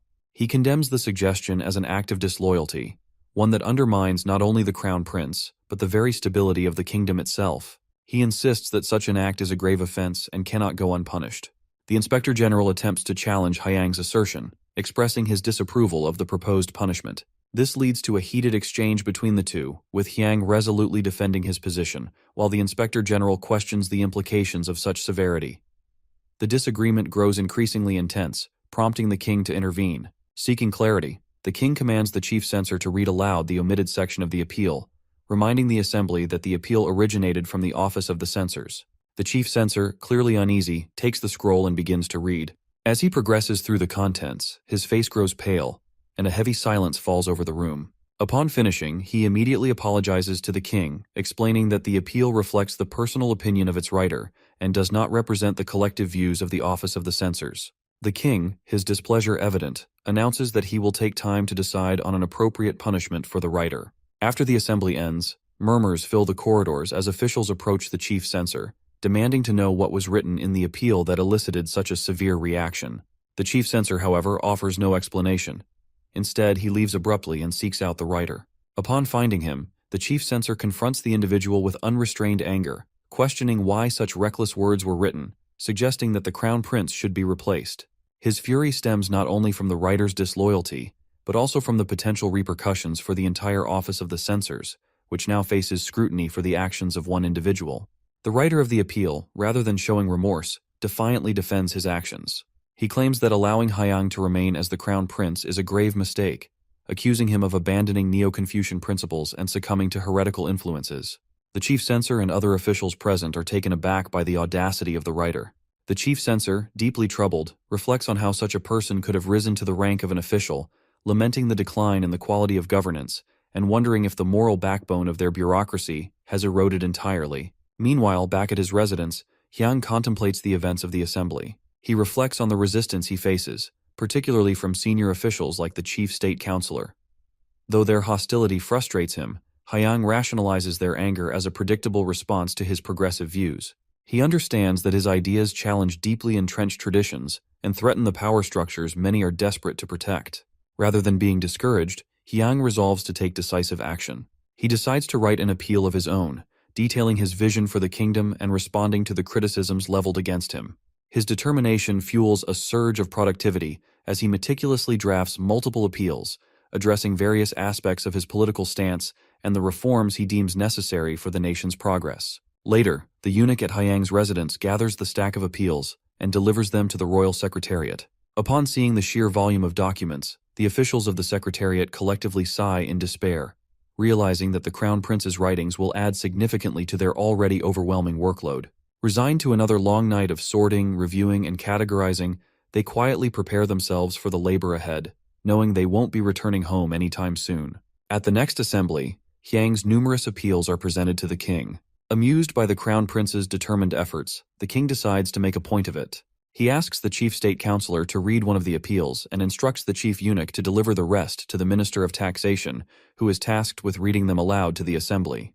The appeals reveal Hyang's defense of his policies, particularly his adherence to certain legalist principles. He argues that while his methods may diverge from traditional Neo-Confucian ideals, they are ultimately intended for the kingdom's prosperity and stability. The king, intrigued, encourages the ministers to deliberate on Hyang's arguments, emphasizing the importance of understanding his intentions before forming judgments. He tasks them with carefully considering the appeal and providing thoughtful responses, setting a tone of measured reflection over hasty criticism. A few days later, Hyang takes a leisurely walk with his eunuch, feeling a sense of relief after finally expressing his thoughts and ideas to the court. His moment of calm is interrupted when he encounters the chief royal secretary collapsed on the ground, surrounded by concerned officials attempting to revive him. The secretary's exhaustion is attributed to the relentless flow of appeals, which have kept him working without rest. Hyang observes the scene with a mix of guilt and resolve, realizing the extent of the strain his efforts have placed on the administrative machinery. Hyang also recognizes the importance of gaining public support for his initiatives. He reflects that one of his most significant challenges is demonstrating the effectiveness of the variolation procedure, a revolutionary but controversial method aimed at combating smallpox. He resolves to be patient, understanding that time and results will be his strongest allies in convincing both the court and the people of the merits of his proposals. A few days later, during another court assembly, reports begin to surface about the success of variolation. It is noted that in the regions where the procedure has been implemented, the incidence of smallpox has decreased dramatically. These promising results generated considerable discussion among the ministers, and an appeal was soon submitted, requesting that variolation be expanded to other regions of the kingdom. Despite the growing optimism, the king decides to proceed cautiously. He acknowledges the reports but advises that they wait for more comprehensive data to confirm the procedure's long-term efficacy and safety before making a decision to implement it on a larger scale. Reports reach the king that the majority of the population in Gyeonggi province has been successfully inoculated with variolation, though isolated cases of side effects have been documented. Despite these minor setbacks, appeals flood in from neighboring provinces, their local officials and residents eager to adopt the procedure. Aware of the growing demand, the king gathers his ministers to deliberate on whether to expand the inoculation effort for the safety and well-being of the populace. The chief state councillor, however, expresses strong reservations. He argues that the kingdom's financial resources are already stretched thin, particularly with winter approaching. According to him, an expansion of the program would strain the treasury further and provoke unrest, especially if they imposed fees on scholar officials to fund the initiative. His opposition underscores his skepticism regarding the procedure's long-term efficacy, insisting that the risks outweigh the benefits at this stage. Days later, another development changes the tide of opinion. News arrives that influential local figures in various regions, inspired by the success of variolation in Gyeonggi, have begun donating livestock, particularly cows, to support the effort. The generosity of these benefactors demonstrates growing public confidence in the procedure and reinforces the potential for its broader implementation.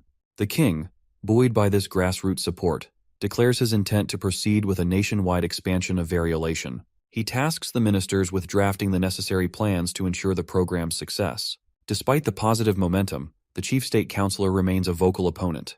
He reiterates his concerns about the kingdom's financial capacity and the potential backlash from the scholar official class if additional taxes or fees are levied to sustain the program. He also questions the true efficacy of variolation, warning that premature expansion might lead to unforeseen consequences. His continued resistance, however, tests the king's patience. Frustrated by the councillor's obstructionist stance, the king's anger boils over. He dismisses the arguments as baseless fear-mongering, commanding the councillor to hold his tongue. The king grows furious as he realizes that the chief state councillor and the ministers, despite their repeated claims that variolation is unproven, have already ensured that both they and their families are inoculated. The hypocrisy enrages him, and as he confronts them, they hastily bow and offer apologies, acknowledging their duplicity. The king, however, is beyond placation, denouncing them as hypocrites and ordering them all to leave the assembly. His anger remains unchecked as he storms out himself, unwilling to remain in their company. In the aftermath, some ministers, unsettled by the king's anger and dismayed at the chief state councillor's actions, begin discussing ways to regain the king's favor. They resolve to perform a repentance ritual as a gesture of humility and atonement, while also preparing for the nationwide implementation of variolation, aligning with the king's directives. The chief state councillor, however, remains defiant and unmoved by the king's rage. He justifies his stance by insisting that his resistance is necessary to prevent the reign from descending into tyranny, as he believes occurred under the previous king. While others are focused on reconciliation, the councillor is seen meticulously drafting an appeal to condemn the king's behavior, accusing him of overstepping his authority and disregarding the essential role of ministers in governance. As the ministers gather for the repentance ritual, word arrives that the chief state councillor is preparing to submit his scathing appeal. Alarmed, they abandon their ritual preparations and rush to confront him. They find him resolute, determined to deliver the appeal, emphasizing that the king is eroding the balance of power by undermining the minister's role.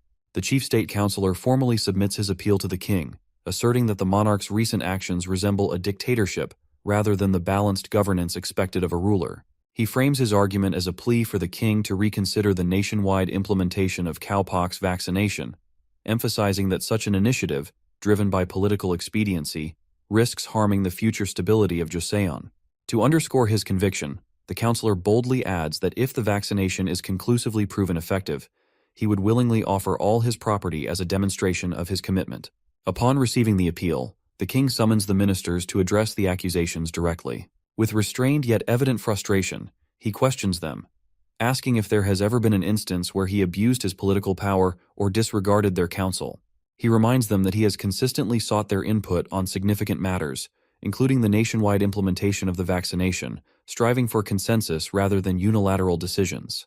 The king, visibly enraged by the ongoing debate, sternly questions the ministers, demanding if they are truly willing to risk the lives of many citizens simply because the efficacy of the variolation has not yet been conclusively proven. His frustration mounts as he listens to the chief state councillor's response, which emphasizes the value of maintaining the laws of national management above all else. The counselor insists that smallpox has been a long-standing issue, and perhaps a cautious approach is better than rushing into untested solutions. Just as tensions rise, an official bursts into the assembly, breathlessly informing the king that a smallpox outbreak has erupted in a district of Gamuchio County. Without hesitation, the king issues a stern command, ordering the district to be completely isolated from the rest of the kingdom. He instructs that access to Hanyang should be severely restricted to prevent the disease from spreading. In the wake of the news, the Minister of Personnel informs the king that they are dispatching physicians from the royal clinic to the infected district. Hyang, ever proactive, immediately rushes to the scene, eager to help. Upon learning that there are insufficient physicians to manage the outbreak, he suggests that they recruit volunteers from among the people of Hanyang to assist in treating the sick. His proposal aims to help contain the spread of smallpox, but the chief state councilor quickly voices his objection, warning that allowing civilians to intervene might result in further exposure and spread of the disease to Hanyang itself. Hyang, however, stands firm in his belief that this is a crucial opportunity to prove the effectiveness of variolation. In a moment of intense conviction, he wagers that if the variolation fails to show its promised results during this outbreak, he will step down from his position as crown prince. He even offers to personally lead the effort to treat the sick, demonstrating his willingness to take responsibility for the crisis. The king, torn between the urgency of the situation and his anger at the reckless words of his son, ultimately decides to act decisively. He orders the Minister of Personnel to issue a decree to the people of Hanyang, calling on volunteers to help with the relief effort. At the same time, the king gives Hyang a sharp warning, telling him never to speak so recklessly again, no matter the circumstances. The king, pleased with the results of Hyang's proposal, learns that the smallpox outbreak in Gamucheo County has not spread beyond the initial 5 cases. The swift containment of the disease strengthens the belief in the effectiveness of variolation, and the king acknowledges Hyang's foresight in suggesting such a bold move. With renewed resolve, the king expresses his intention to take drastic action against those who oppose the measure, particularly the chief state councilor. Hyang, ever observant, agrees with the king's plan to purge those who stood against the variolation initiative. However, he voices his concern about the severity of the king's proposed punishment for the chief state councilor. While executing him seems excessive to Hyang, he believes that exile would be a more fitting punishment for someone of such high standing, especially considering the hard work the councilor had previously put into serving the country. Hyang's perspective reflects his understanding of the delicate balance between retribution and justice. The king, still adamant about asserting his authority, agrees with Hyang's suggestion and opts for exile instead of execution. He orders the chief state councilor and his loyalists to be imprisoned by the Royal Investigation Bureau, signaling the end of their influence. As the chief state councilor and his followers are led to their fate, they plead for mercy, but the king remains resolute. The chief state councilor and his supporters are sentenced to exile 1,000 miles away, stripped of their position and power. Additionally, 80% of their property is confiscated, ensuring they will no longer pose a threat to the king's rule or the kingdom's future. In contrast, the officials from the Office of Censors who once suggested deposing Hyang face their own punishment. Found guilty of high treason for attempting to undermine the crown prince, they too are exiled far from the capital, their property confiscated, and their influence nullified. After the exile of the anti-crown faction, time passes steadily in Joseon. With the arrival of spring, the king surprises everyone by announcing a grand reformation, which catches Hyang by surprise. He had long anticipated such a moment, but the king's decision to move forward with it marks a significant turning point. The long-awaited transformation is finally beginning. Weeks earlier, the king had come to Hyang for the chart Hyang used during a presentation. Hyang had readily agreed, not fully realizing that the request was part of something much larger. That night, it becomes clear to him that the king is preparing for a major shift.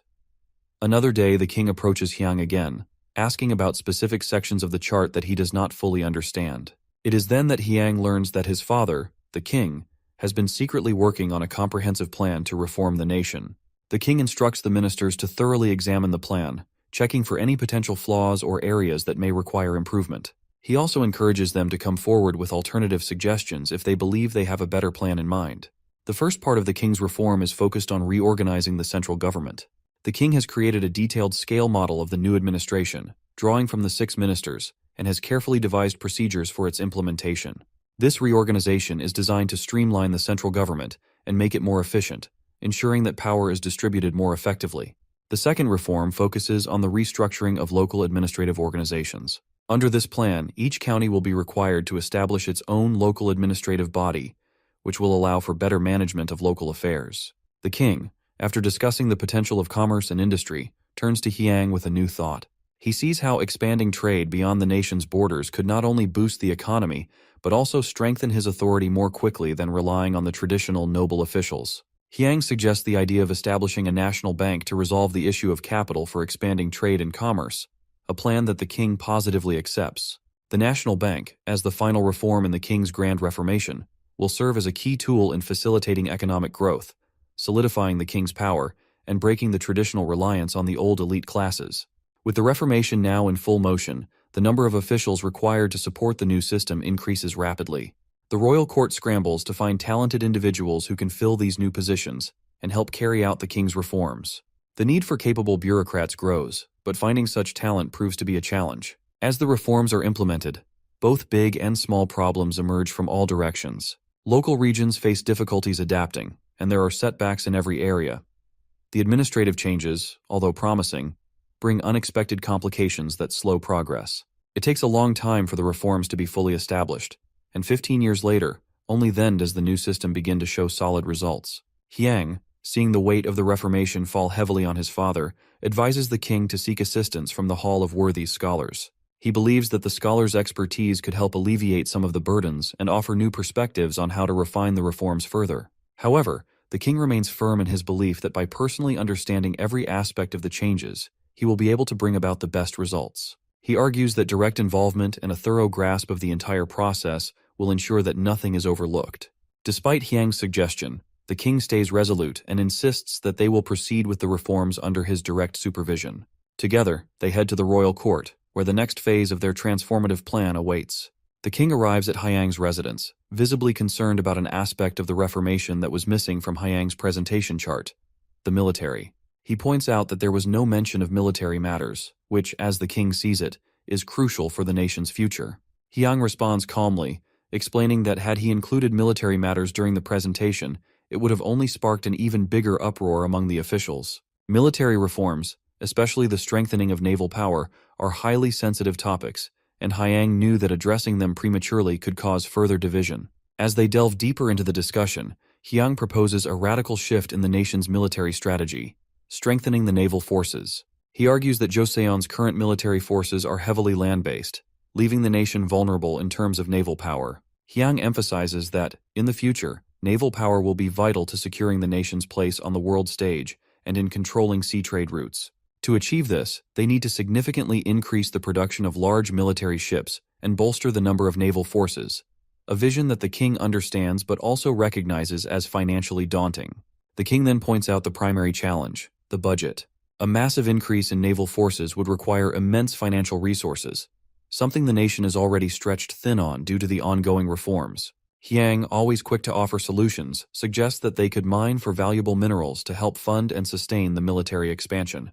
This would not only provide the resources needed for shipbuilding, but also create a long-term economic foundation for the country. Hyang's suggestion is to dig up stones, specifically minerals that are crucial for technological and military advancement. Initially, the king considers gold, copper, and silver as the most valuable resources, but Hyang quickly expands on the idea, advising that they need to mine for iron, sulfur, limestone, and a mineral called coal. These materials are not just valuable for industrial use, but also essential for the advancement of military technology.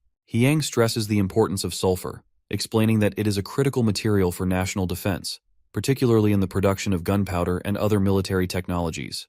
Without a reliable supply of sulfur, the kingdom's ability to defend itself in the future could be severely compromised. Talented miners from the 8 provinces of Joseon gather in Hanyang, responding to the royal decree. To manage them effectively, the king establishes an organization called the Agency of Resources under the Ministry of Commerce.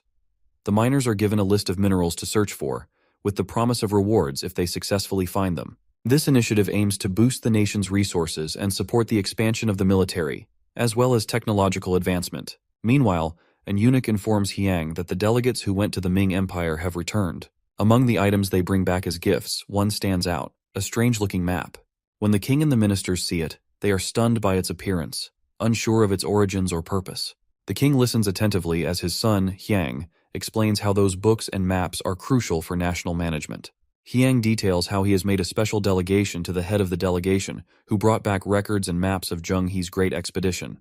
The eunuch, who has also accompanied the delegation, confirms his own connection to Zheng He. stating that he is a eunuch who led the expedition team under the orders of the Yongle Emperor of the Ming Empire.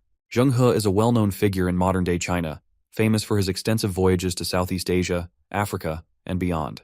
The king is still puzzled, however, about how these maps can be used for national management. Yang then explains that the maps reveal important information about other countries' resources, such as buffalo horns for bows and arrows. These resources are essential, but the Ming Empire used to be reluctant to provide them in sufficient quantities. With the help of the maps, the Joseon court can now identify other regions like Dam Viet and Siam, where they might find what they need.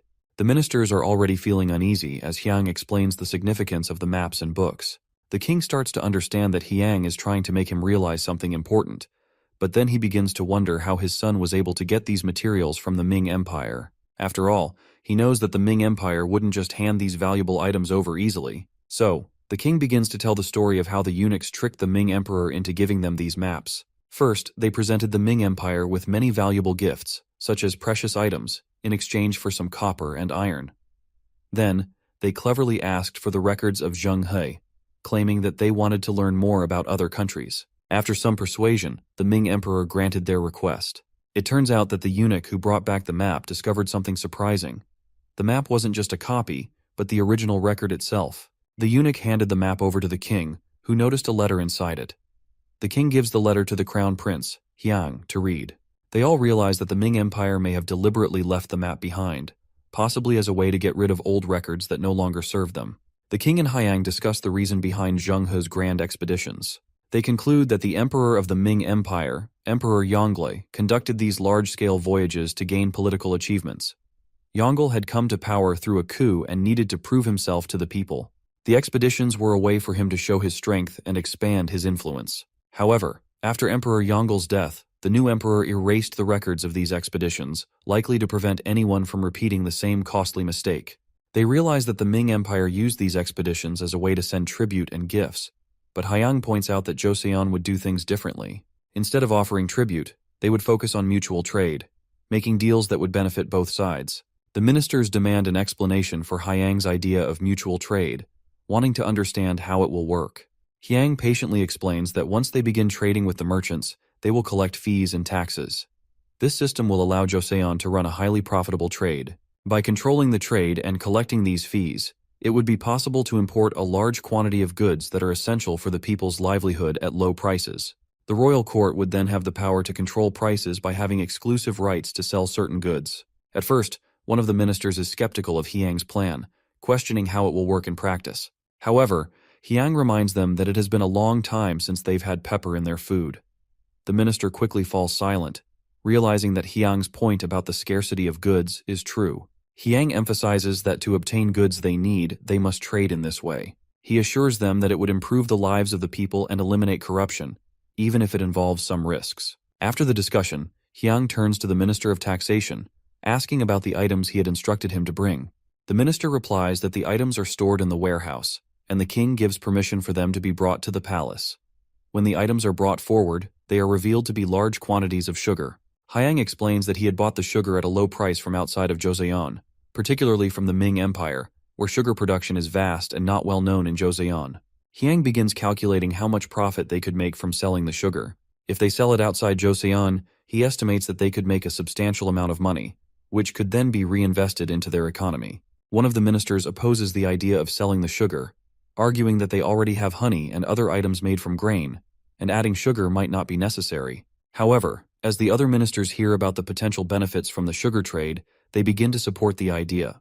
The crown prince, seeing the excitement and benefits that the sugar could bring, decides that it should be given as a reward to everyone working in the palace, including maids and ministers, since most of them have never tasted it before. A few days later, the ministers agree that selling the sugar would be a profitable venture. Even the king, after tasting the sugar, becomes addicted to it, and the crown prince has to start cautioning him to avoid eating too much, fearing it could lead to diabetes. The sugar becomes a hit among the court, and its success begins to show its potential for helping the economy. Soon, some ministers are invited to the palace, ministers that the crown prince has never met before. He learns that some of them had retired earlier, and others were unavailable due to the recent incidents. They introduce themselves to the crown prince and especially to Hyang, who listens carefully, unsure of who some of them are. While the king is engaged in conversation with the ministers, Hyang notices a mention of the royal counselor, Jang Young-sil. He is shocked because he wonders if it is the same Jang Young-sil he knew. Hyung starts to think that this could be the moment when the long-anticipated Sejong Avengers might finally make their debut, and his mind races as he wonders what role Young-sil might play in the king's plans. Later at Hyung's abode, he heads to the royal tailor's place with his eunuch to meet Young-sil. Upon arriving, they are told that Young-sil is at the water clock, so they make their way to that location. When they get there, they find Young-sil looking troubled. The king had given him an order to make the water gauge smaller, a task that seemed impossible to Young-sil.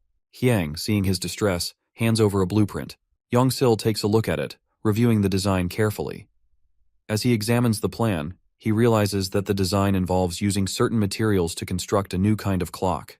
This approach seems plausible, and he begins to feel convinced by Hyang's idea. He wonders, however, if this design is entirely Hyang's own work. Hyang explains that he had relied on knowledge from Western sources and even from the 21st century to gather the information and illustrations for the blueprint. Young-sil is impressed by this and agrees to start working on the design. However, as he begins to walk away, he turns back to tell Hyang that the king had already given him an order that he must finish first before he can work on Hyang's request. Hyang reassures Young-sil not to worry about his father's order, saying that he will handle it himself. He encourages Young-sil to focus solely on the task at hand, which is the water clock project.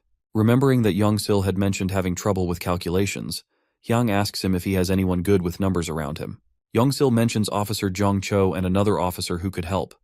Hyang tells him not to worry about it for now, reassuring him that he will take care of everything. He instructs Young-sil to simply begin working on the research immediately. Hyang then heads to the king's chambers, requesting to meet with the king and ask for some individuals to assist him with a particular task. As he enters, he mentions needing people who are skilled, specifically pointing out that he requires them to work on monsters, an odd term that catches the attention of the ministers present.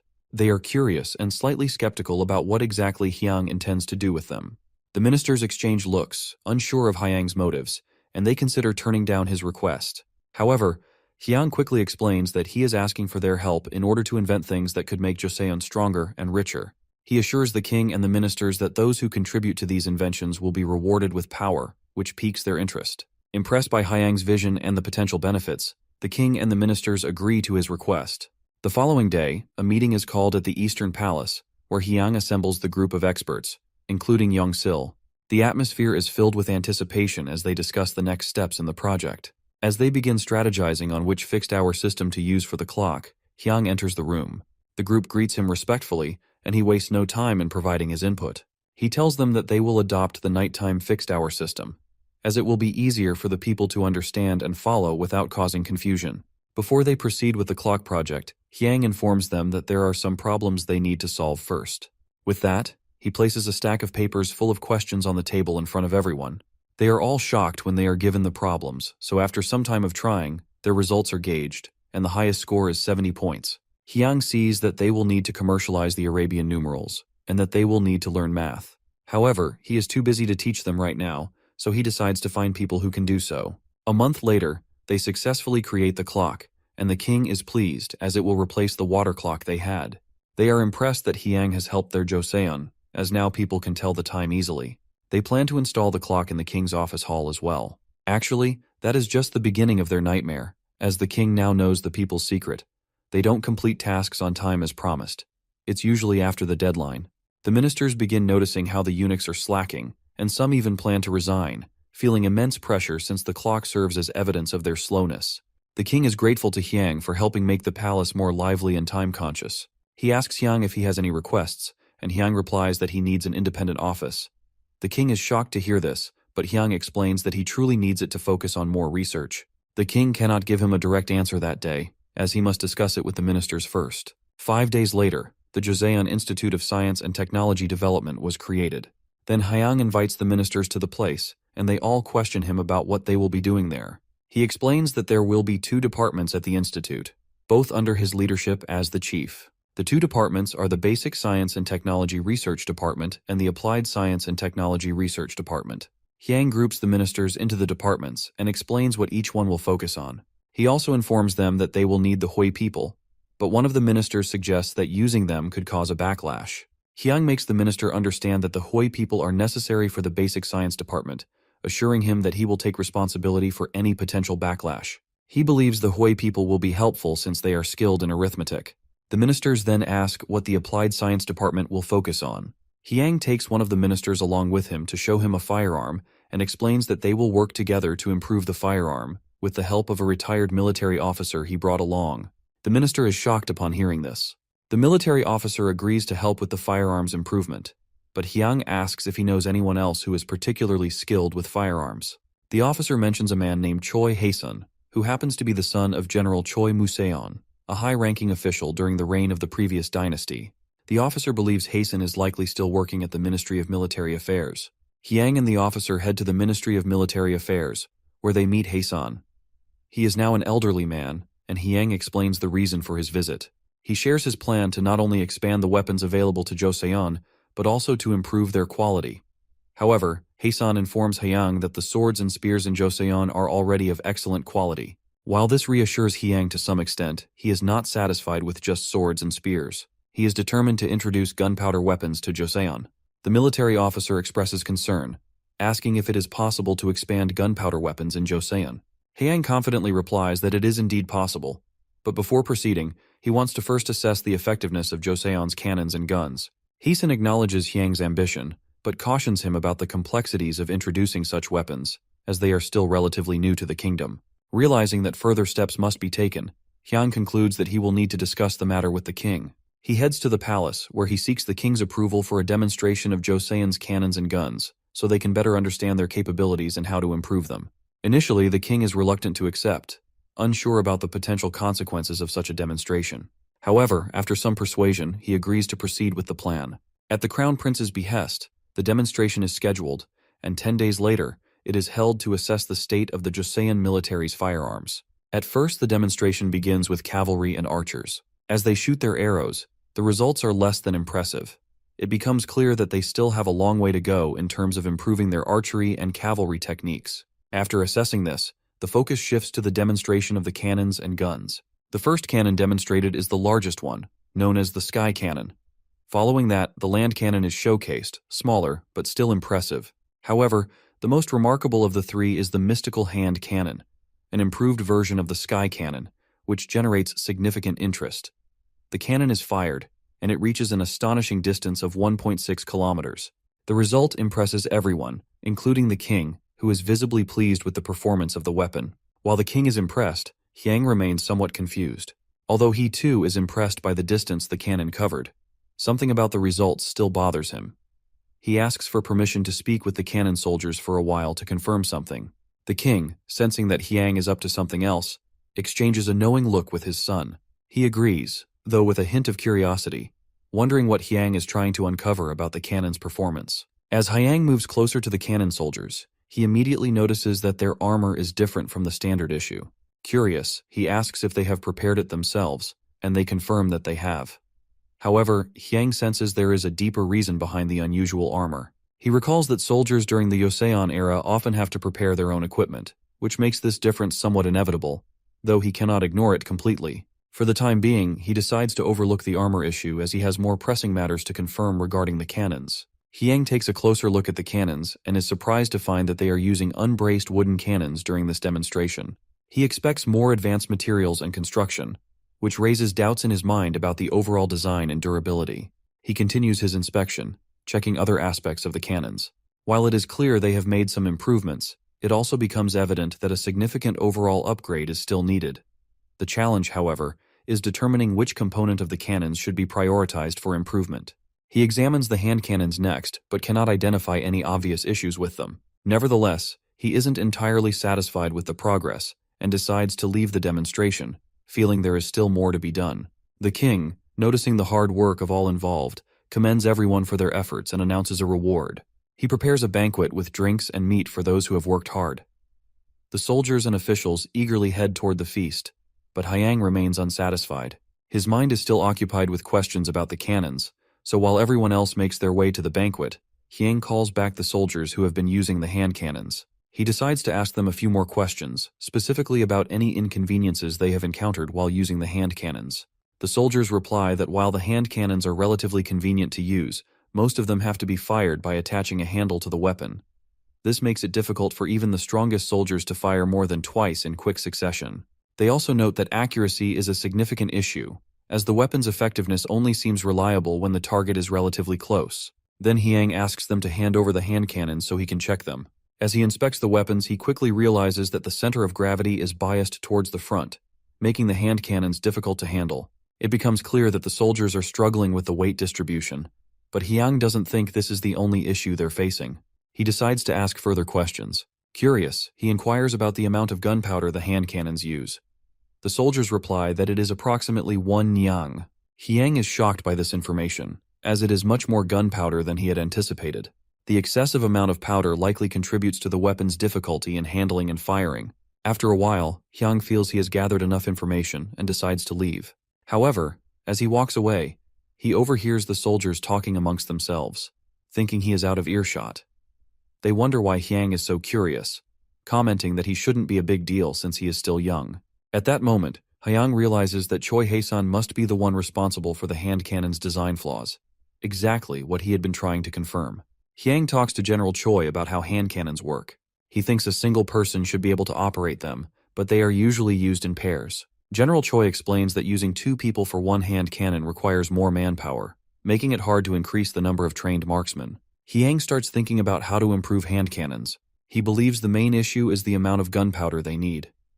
In his past life, he met many military enthusiasts. One of them had a huge collection of firearms from different time periods, displayed like a museum. This friend even taught Hyang how to make bullets, showing him that only 2 grams of gunpowder is needed for a bullet. However, Hyang knows there are other challenges, especially in making guns during the Joseon era. He worries about creating proper aiming devices, which didn't exist back then.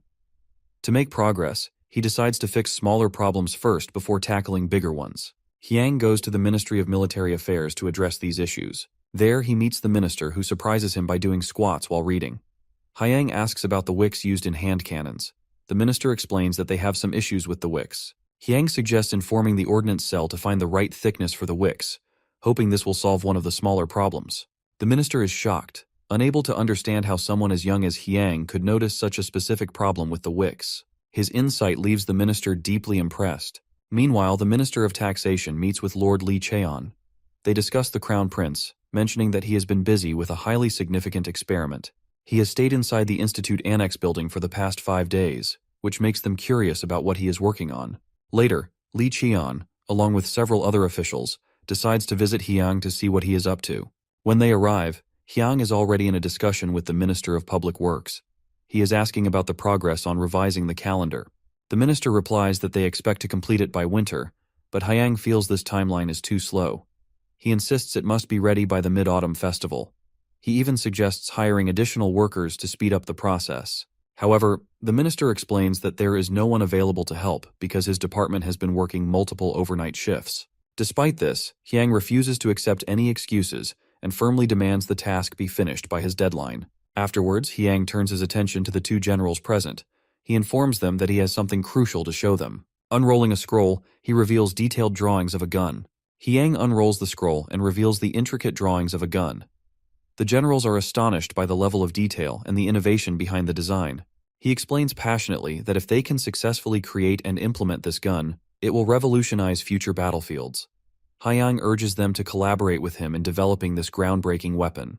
His confidence and determination capture their attention. Royal Inspector Yang, who is present, carefully examines the drawings. He makes a thoughtful and insightful analysis, breaking down the concept in a way that helps the generals better understand its potential.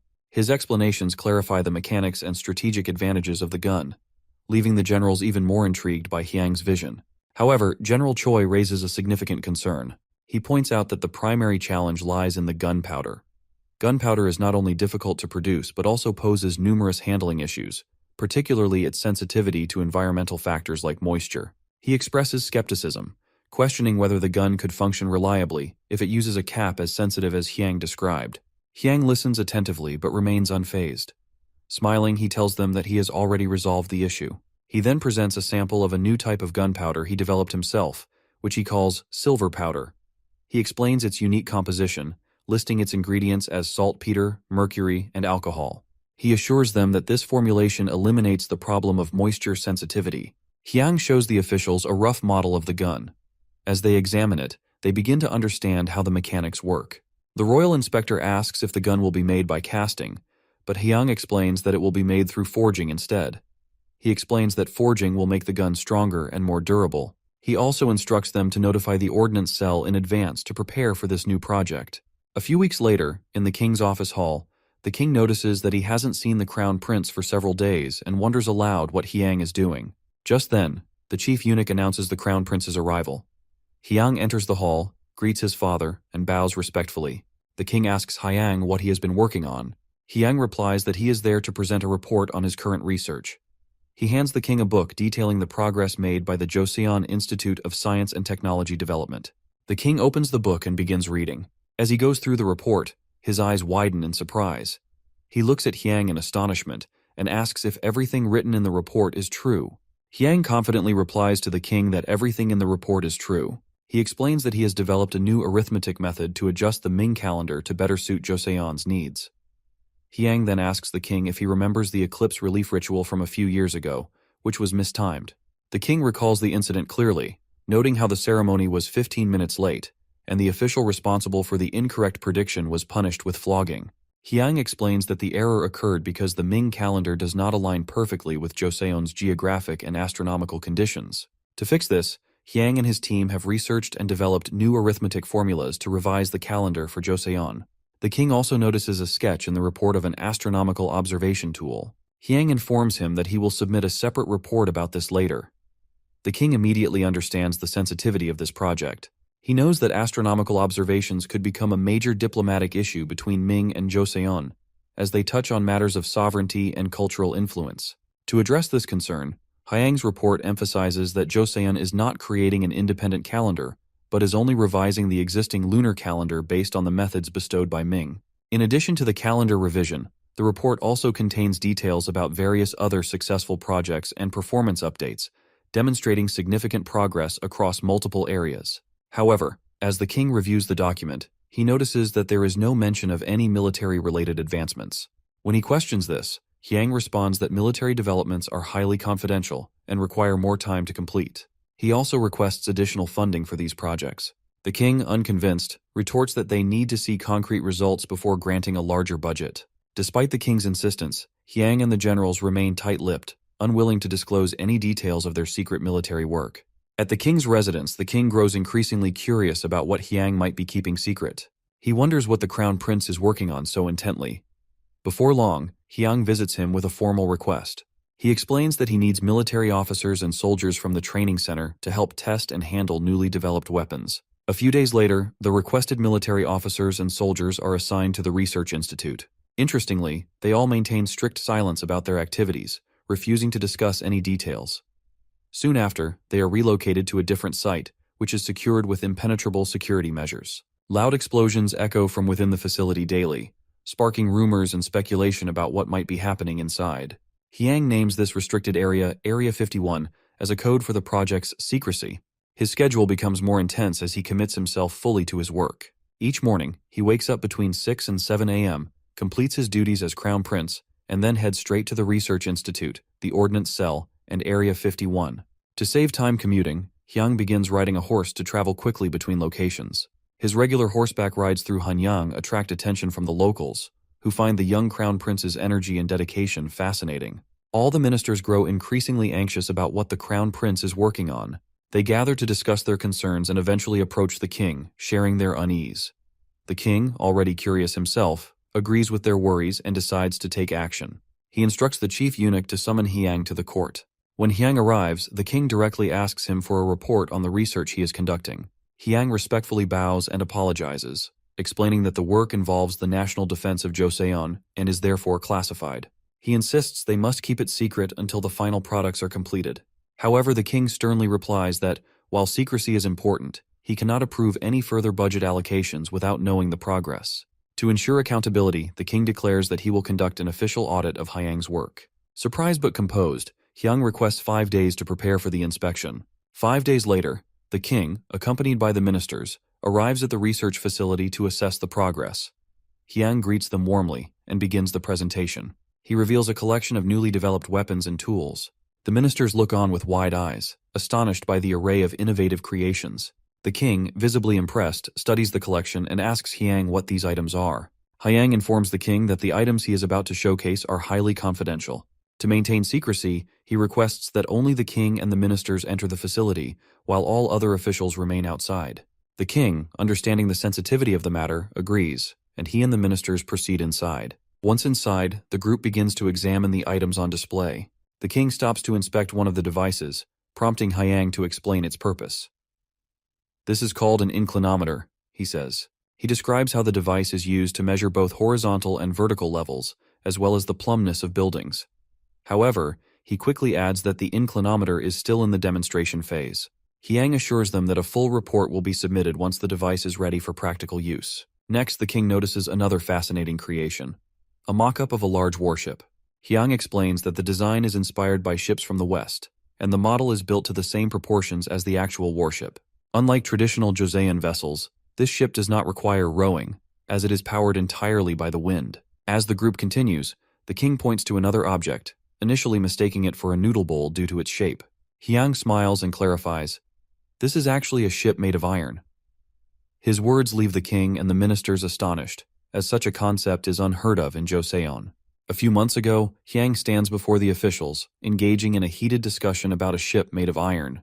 The officials argue that such a ship would inevitably sink in water, to which Hyang calmly responds that it's not impossible. It's just that the method to make it float hasn't been discovered yet. He then asks the eunuch to bring him a bronze noodle bowl and a large basin filled with water from the kitchen. Placing the bowl in the water, he demonstrates that if the object is hollow and the area in contact with the water is sufficiently large, iron can float. The officials, initially skeptical, begin to grasp the basic concept. With a firm tone, Hyang tells them that the research is now in their hands. They exchange uncertain glances, a mixture of exhaustion and doubt creeping into their minds. Overwhelmed by the weight of the task, they wonder if they should resign due to the pressure of the workload.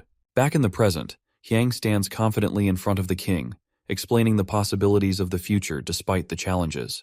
He acknowledges that it's likely they won't see the iron ship completed during his father's reign or even in his own, but urges that they must continue the research for the sake of future Joseon.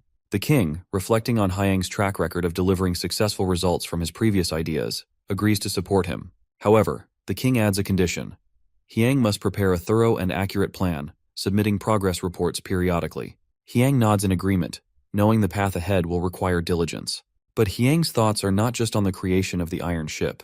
He then presents the king with another issue that looms on the horizon, the challenge of moving the iron ships once they are built. He proposes launching another research project to address this problem and asks for the minister's cooperation. With the king's approval, Hyang begins to explain his plan, offering a small demonstration involving a steam engine. He elaborates that he intends to use steam power to solve the problem of the ship's movement, suggesting that this innovation could revolutionize transportation and bring about a new era for the kingdom. Hyang explains that the movement of ships, carriages, and other vehicles can be achieved by using fire and water to generate steam, which will propel the machines forward. However, the king finds some aspects of the idea confusing.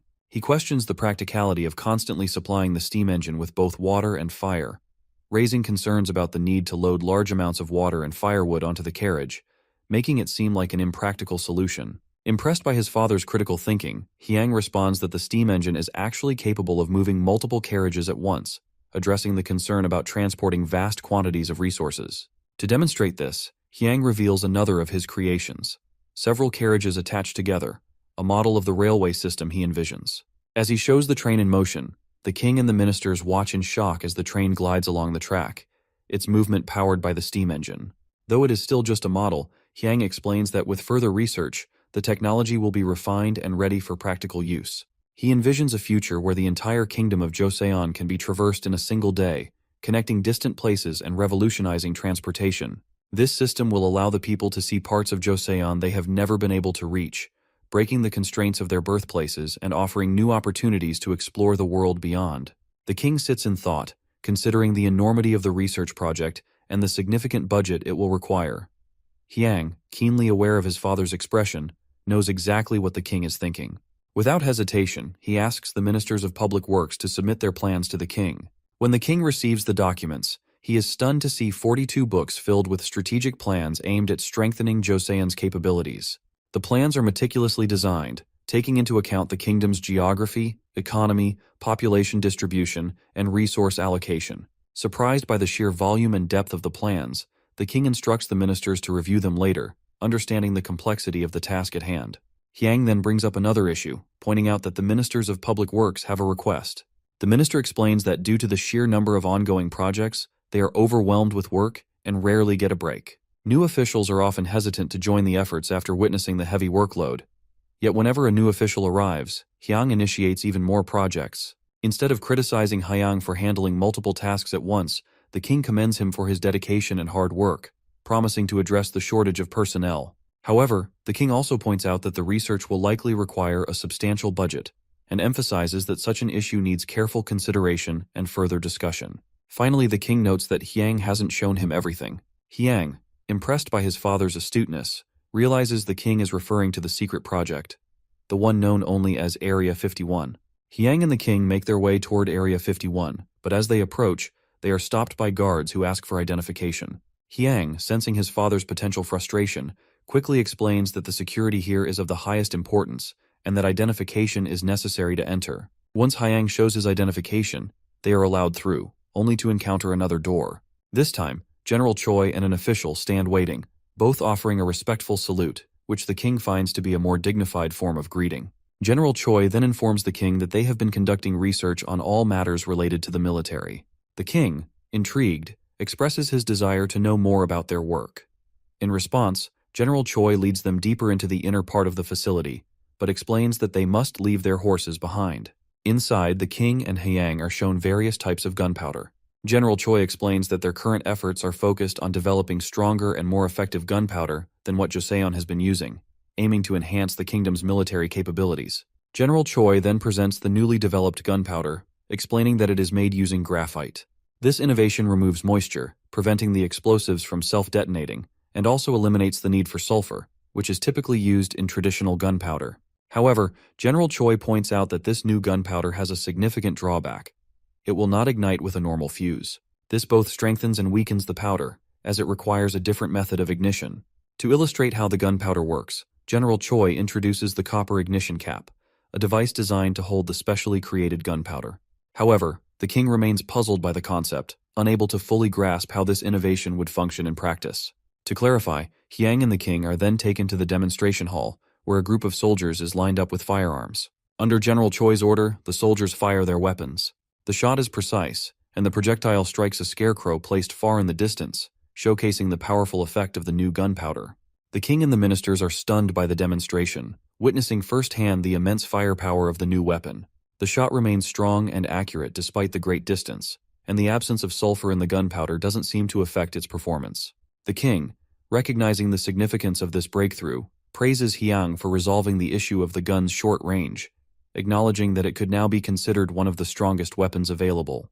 Hyang, clearly proud of the accomplishment, explains that the weapon is named the Type A long-barrel gun. The king, now even more impressed, expresses his desire to examine the guns up close. However, General Choi suggests that before they take a closer look at the guns, he would like to show them the other types of gunpowder they have developed. He begins with the silver gunpowder, which is derived from mercury. This new type of powder is much cheaper to produce than traditional silver gunpowder and serves primarily as an ignition source, further expanding the military's arsenal. General Choi continues with the introduction of the explosion oil, a volatile substance that detonates upon contact with the ground. This oil is twice as powerful as the gunpowder currently in use in Joseon, and its devastating power adds another formidable tool to their growing arsenal of weaponry. Hyang explains that while the explosion oil has tremendous potential, it cannot be used in the current state of Joseon. The volatile nature of the oil means that if its containers collide or are shaken during transport, they will explode immediately. Additionally, due to the highly concentrated acid solution required to produce it, the oil cannot be made in the warmer months of spring or summer, when the heat would exacerbate its instability. To overcome these challenges, General Choi introduces the virtuous-style gunpowder, a new mixture of cotton gunpowder, explosion oil, and glycerin in a specific ratio. The cotton gunpowder and glycerin neutralize the explosive tendencies of the oil, making it a safer and more stable alternative. The king is deeply impressed by this innovation, marveling at how Hyang has solved so many problems with his ingenuity. He turns to the left state councilor, asking if they can mass-produce these advanced weaponry components. The left state councilor replies that they first need to determine the production cost. Hyang, when asked, estimates that it will cost about 30% more to produce the same weight of virtuous-style gunpowder compared to the original. However, despite the higher cost, it is more powerful, and even using half the amount of the original gunpowder would deliver superior results. Hyang reassures them that it is feasible to mass-produce this new type of gunpowder but apologizes, explaining that it is not possible in the current context of Joseon. He explains that the production requires highly pure acetic acid and sulfuric acid, which are not readily available in large quantities within the country.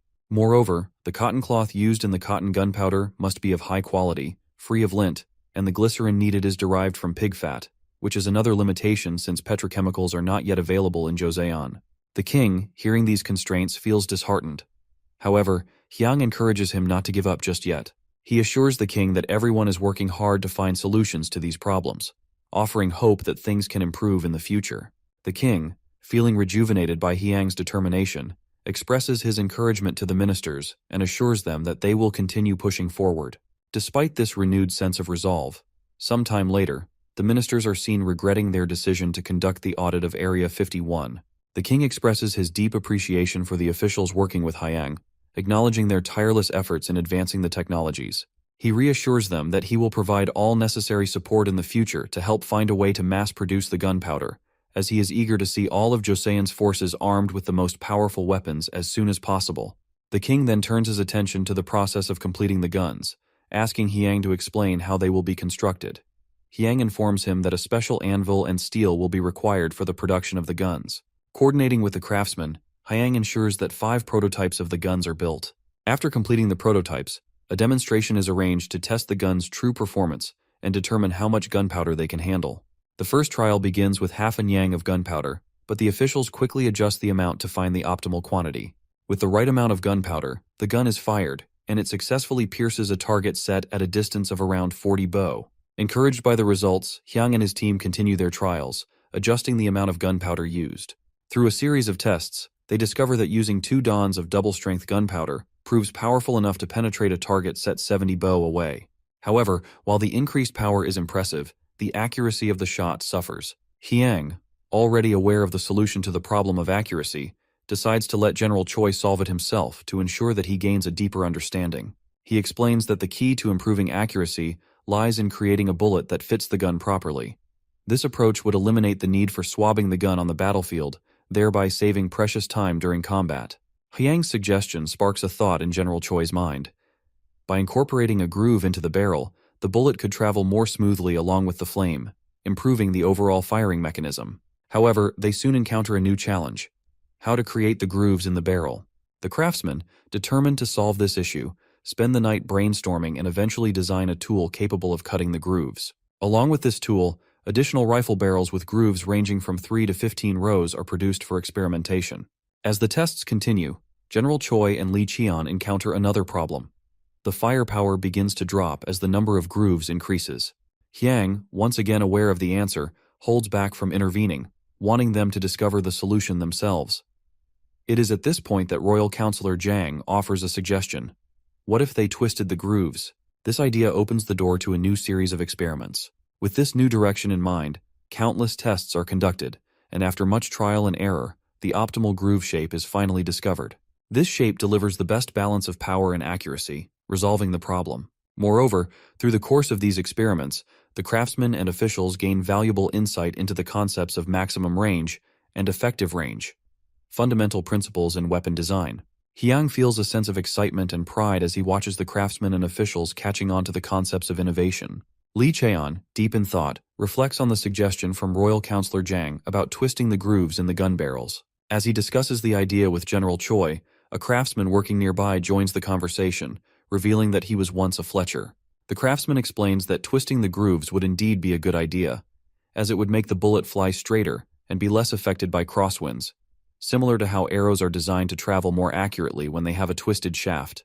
This new insight seems to confirm their previous assumptions, and the idea gains traction.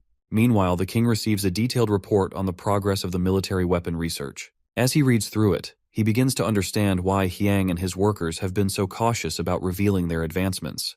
The progress touches upon national defense, and the king, concerned about the potential consequences of leaking sensitive information, personally burns the reports to ensure no one else can see them. Hyang, eager to share the fruits of their labor, introduces a new weapon, the horseback handgun. He explains that it has the capacity to fire 5 bullets in a row, a remarkable feat. The king and ministers are astonished by the concept, and General Choi quickly provides a demonstration. As he fires the handgun, each bullet hits the target from a distance of 73 meters, leaving everyone in awe. Hyang then hints that there is still one more weapon to reveal, piquing the king's curiosity. This leads to the unveiling of the firebomb, which Hyang calls the sky-piercing thunderous strike. He brings them to a large, open space to safely demonstrate its power. The ministers, however, start discussing amongst themselves, pointing out that the weapon resembles something they have seen before.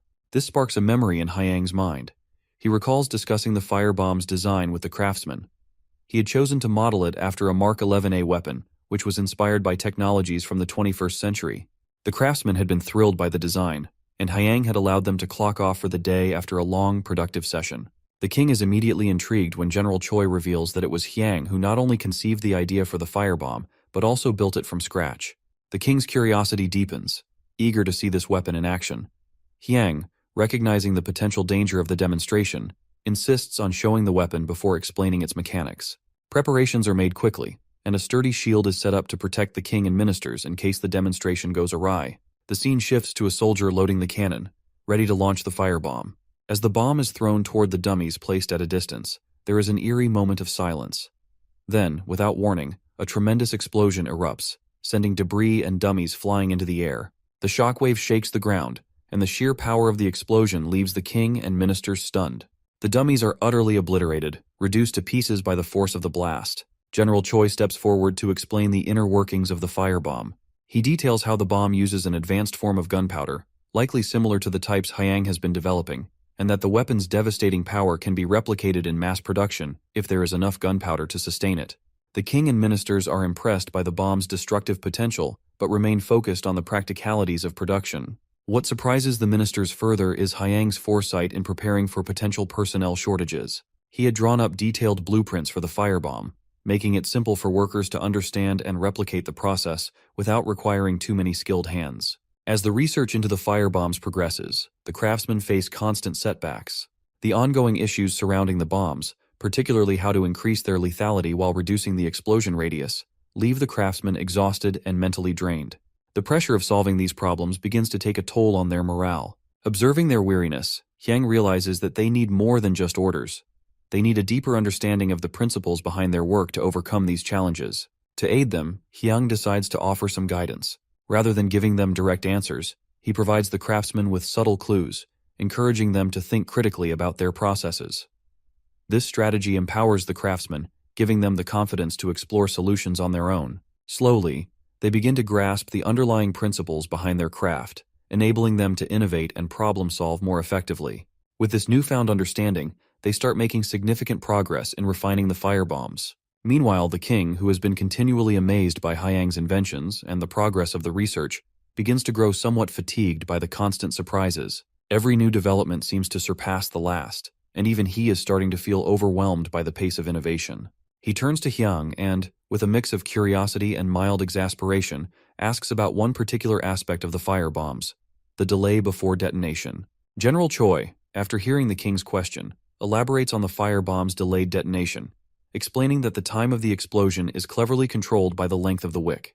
The wick's length dictates how long it takes before the bomb ignites and explodes, allowing for precise control over when the bomb will detonate. This innovation ensures that only those who crafted the bomb, Hyang and his team, will know the exact timing, making it an incredibly strategic weapon.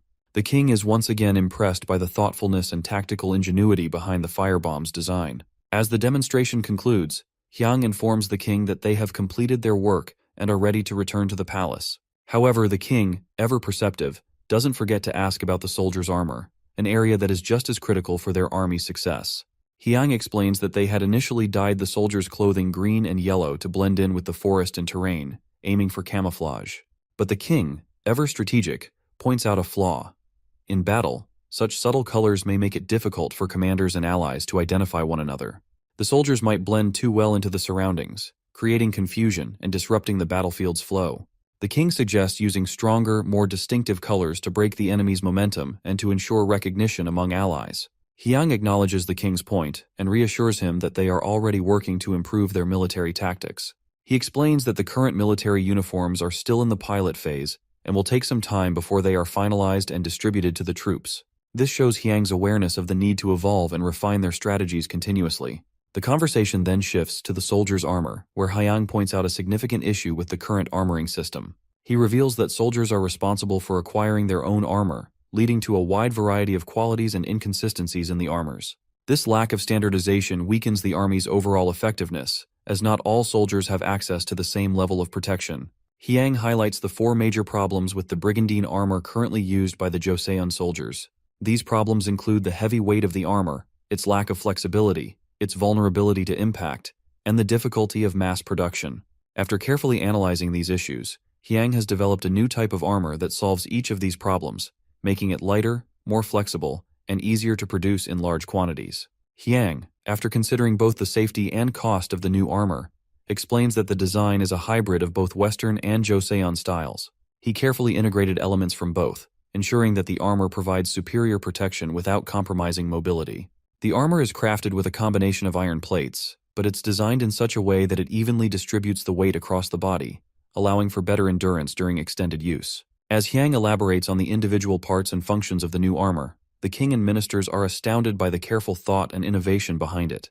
They marvel at how the armor addresses key issues, such as the limited coverage provided by the brigandine armor and the imbalance of weight distribution that often burdened soldiers. The new armor solves these problems, offering full coverage and protection, while ensuring that the weight is evenly spread, thus improving the soldiers' comfort and efficiency. The king, still impressed, asks General Choi about the soldiers' reviews of the new armor. General Choi responds that while the soldiers found the armor a bit heavier than their previous gear, they acknowledged that the weight was manageable due to the even distribution across the body. They also appreciated the fact that many parts of their bodies that had previously been unprotected are now covered, providing them with greater security on the battlefield. However, the left state councilor raises a valid concern. He points out that, since the new armor is made entirely of iron plates, the work involved in crafting it might be too much for the craftsmen to handle. He also worries that the cost of producing the new armor could exceed that of the brigandine if any mistakes are made during production. This could place additional strain on the already limited resources and craftsmen. Hyang, ever prepared, addresses this concern calmly. He reassures the council that he has already considered these issues during the armor's design phase. To mitigate the strain on the craftsmen and reduce the cost of production, Hyang proposes using stamping techniques to create the iron plates. After Hyang's demonstration and his request for patience from the king, the group moves forward, with the king eager to continue exploring the advancements in military technology. An hour later, the minister returns with good news, confirming that there are no issues with the ledger, which pleases the king. The king, impressed by General Choi's diligent efforts, takes the opportunity to compliment him for his hard work, making the general feel proud of his contributions. The ministers, initially hopeful they might be excused for the day, are taken aback when the king announces they will head to the ordnance cell next. The king, insistent on further exploration, wants to see firsthand how the firearms and armor are being produced. Though the ministers are tired, they have little choice but to follow the king's lead, knowing that his interest and determination cannot be easily swayed. Upon arriving at the ordnance cell, the king marvels at the sight of the production process. He is particularly impressed by the division of labor, which makes the manufacturing process more efficient and faster. The king then requests to see how the long-barrel guns are made, taking note of the careful attention to detail. This only further heightens his appreciation for the craftsmanship involved. Next, the king asks to see the stamping process, and the craftsmen eagerly demonstrate how the iron plates for the armor are created using the technique. Watching the process unfold, the king quickly realizes that stamping the plates could drastically improve the efficiency of production, making it possible to mass-produce the armor and firearms at a much faster rate than if they were handmade individually. This realization solidifies his belief in the success of the project, and he becomes excited about the potential impact this will have on the military's readiness. When the king inquires about the silver gunpowder, Hyang explains that, for now, it is not feasible to produce it due to its time-sensitive nature. The king, though disappointed, understands the limitations and appreciates Hyang's transparency. Satisfied with the day's progress, the king returns to his office hall with the ministers. Without wasting any time, he immediately calls for a meeting to discuss their opinions on the demonstrations and advancements they have just witnessed. The ministers listen attentively as the king presents his plans to begin mass-producing the new weapons. While they are impressed by the advancements, they quickly point out the significant challenges in scaling up production. They explain that there is a shortage of personnel and the necessary materials to carry out mass production efficiently. The king, ever proactive, suggests that they hire skilled craftsmen from across the country to fill the gaps in labor. He also proposes that they procure the common parts of the guns from external suppliers, which would allow them to maintain confidentiality while ensuring consistent quality by purchasing the parts through a newly established sales office. However, one issue remains unsolved: the production of lard, an essential component in the manufacturing process. The king, unable to find a solution on the spot, instructs the ministers to come up with a plan to address the shortage of lard. Meanwhile, Hyang is at his residence, deep in thought about how to resolve the issue. After pondering the situation, he has an idea that could work. The next morning, as he steps out of his home, he runs into General Choi, who reveals that he too has come up with a solution. They both excitedly share their ideas and realize they are thinking along the same lines, using beans as a substitute for lard. They agree to test this new idea immediately, eager to see if it could serve as an effective alternative in the manufacturing process. Hyang's idea to use bean oil as a substitute for lard proves to be an innovative solution, working quite well in the manufacturing process. Excited by this success, Hyang rushes to inform the king, but he also raises an important concern. The bean supply comes from the fields at Neobiel Island's livestock farm, which might not be able to meet the growing demand. Hyang worries that overharvesting beans could hurt the livelihoods of the local people who rely on the land. The king, understanding the issue, reassures Hyang that he will carefully consider a solution. At the next court assembly, Hyang presents his findings to the ministers. He explains that bean oil could indeed replace lard, and the king announces a plan to encourage settlers in the northern frontier to cultivate bean fields. The royal court will buy the entire harvest to meet the demand. Furthermore, the king directs that pork lard and beef tallow be purchased at a fair price to supplement the supply. The king expresses his satisfaction with the progress made in improving the national defense, urging everyone to maintain their focus and attention to detail. Meanwhile, Hyang, who is well versed in the region's history, recalls a legend about the Tumen River, which is said to be full of beans. He believes that the northern frontier is an excellent choice for cultivating bean fields, aligning with the king's plan to bolster the national supply and solve the problem efficiently. As time progresses, Hyang continues to assist in the effort to produce the necessary materials for firearms, providing items and equipment to ensure a smooth process of extracting oil for manufacturing. However, another problem arises: the shortage of gunpowder. Hyang, ever resourceful, considers going south to resolve this issue, aiming to secure the necessary supplies to maintain the momentum of the military advancements. Meanwhile, the balance of power in the court shifts dramatically after the stubborn old officials leave the scene, allowing King Sejong to implement the policies he has long desired. One of his first major actions is the establishment of the Hall of Worthies, a key step in fostering intellectual development and innovation within his reign. With these changes, time passes swiftly, and before anyone realizes it, Hyang reaches a significant milestone in his life. He turns 10 years old. Amidst these political and personal shifts, the king turns his attention to matters closer to home. He decides that it is time to find a marriage prospect for his first daughter, Jongso. However, Jongso is not at all pleased by this idea. She throws a tantrum, adamantly refusing to leave her parents and marry a stranger. In a fit of frustration, she storms off, upset by her father's insistence. The queen, seeing the tension between the king and their daughter, placates the king by assuring him that Jongso is still immature and that she will have a talk with her. She insists that time will help Jongso understand the necessity of marriage, and the king, though frustrated, agrees to let her handle it. The next day, Hyang hears the news that Jongso is still throwing tantrums and refuses to eat, all because of the pressure surrounding her marriage prospects. He also receives a letter from his eunuch indicating that Jongso has made a secret request for Hyang to come and speak with her, to avoid her father knowing. Intrigued, Hyang decides to visit her.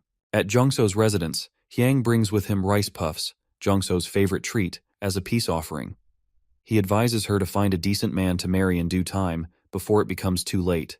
But Jongso, still agitated, replies that her resistance to the marriage is all for Hyang's sake. She explains that she has to ensure Yu doesn't become something else. Though her words seem cryptic, Hyang, confused and slightly concerned, bids her farewell after giving his advice. Later, Hyang goes to check on Yu, who is deep in his study lessons. As he observes Yu's behavior, Hyang can't help but notice the sarcasm in Yu's tone. This shift in Yu's attitude frustrates Hyang, and he decides to leave, troubled by how much more twisted Yu seems to have become, especially since Jongso's marriage discussions began. Meanwhile, Yu is seen smirking as he watches Hyang leave. In his mind, he's planning to trample the world after Jongso, the one person who has always dealt with him, marries. Yu's thoughts are full of dark ambitions, knowing that Jongso's marriage could be the key to unleashing his own plans. Back at the king's office hall, the ministers are in the midst of a heated argument. The king, his patience thinning, grows increasingly frustrated with the bickering. He yells for silence, expressing his dissatisfaction. He reminds them that it has been several days since he ordered them to prepare strategies, but instead they have been arguing among themselves and wasting time. The ministers, realizing how enraged the king has become, immediately bow in deep apology, their faces full of regret. The king, visibly disappointed, addresses them with a stern voice, emphasizing that they must not disappoint him any further. He makes it clear that their failure to perform up to expectations is unacceptable, especially given the weight of the responsibilities they hold. The three offices, left, right, and central, stand in shame, aware of how badly they have failed to meet the king's demands. Later, in the privacy of his chambers, the king sits deep in thought, contemplating the failures of his ministers. He questions why they are not able to think ahead and provide solutions themselves. After all, he has always been the one offering ideas and direction. He wonders if the problem lies in his own high standards, or if the ministers' evaluations of their own abilities are simply too generous. A sense of frustration and worry clouds his mind, as he considers that these ministers may be less competent than even his 11-year-old crown prince. The king begins to doubt whether these men, entrusted with such high positions, are truly fit for their roles. Meanwhile, the left and right state councilors are seen looking haggard and exhausted, having spent the last 2 days trying to find any viable solution. Despite their best efforts, they are unable to come up with anything that satisfies the king's expectations. The pressure weighs heavily on them, and they can already feel the brunt of the king's impending anger. In fact, they are so disheartened by their own failures that they begin to entertain thoughts of quitting their positions altogether. In another part of the palace, the king and queen are seen visiting Jongso, who has now refused to eat for 3 days straight. The king, aware that Hyang has been secretly helping Jongso with snacks to keep her from starving, feels a mixture of frustration and concern. He addresses Jongso directly, informing her that he plans to cancel the marriage arrangement. The news, however, causes an unexpected reaction. Jongso, hearing that her marriage proposal might be called off, becomes overjoyed. She rushes to her father and hugs him tightly, thrilled that her resistance to the marriage might actually result in her being allowed to stay as she is, without the pressure of an arranged marriage. After leaving Jongso's residence, the king and queen take a quiet walk together. The queen asks if the king will be all right with postponing Jongso's marriage. The king responds that, since Jongso is not yet of age, there is still time for her to remain with them. However, he admits that his decision is also influenced by a nightmare he had, where Jongso dies from an illness. The dream deeply troubles him, and the thought of sending her away without being certain of her well-being makes him hesitate. He doesn't feel ready to let her go, unsure of what might happen if she leaves. Meanwhile, the ministers submit their latest responses to the king, but upon reviewing them, the king finds them still lacking. Although the work is an improvement, it does not meet the high standards he has set. Disappointed, he orders them to redo their work, reinforcing his expectation for better results. The ministers, exhausted from the constant pressure and sleepless nights, sit in a state of fatigue. Dark circles under their eyes are evidence of their tireless efforts. Tensions have been building within their group, and arguments erupt as they try to resolve the king's demands. Despite their hard work, they have not yet been able to deliver the answers the king expects. At this point, the left state councilor, visibly drained but determined, proposes that he has a potential solution. Early in the morning, within the palace compound, Hyang and Jongso walk from their respective villas, each accompanied by several servants. As they approach the courtyard, they spot Yu standing nearby. Hyang greets him first, but to his surprise, Yu does not immediately respond. It's clear that Yu is lost in thought, his attention elsewhere. Noticing the silence, Jongso steps forward to bring Yu back to the present, calling his name. Startled, Yu quickly bows, apologizing for his delayed response, and greets them both, his voice filled with sincerity. Hyang observes Yu closely, noting that he has not been causing any trouble lately. In fact, Yu seems to be making steady progress in his studies.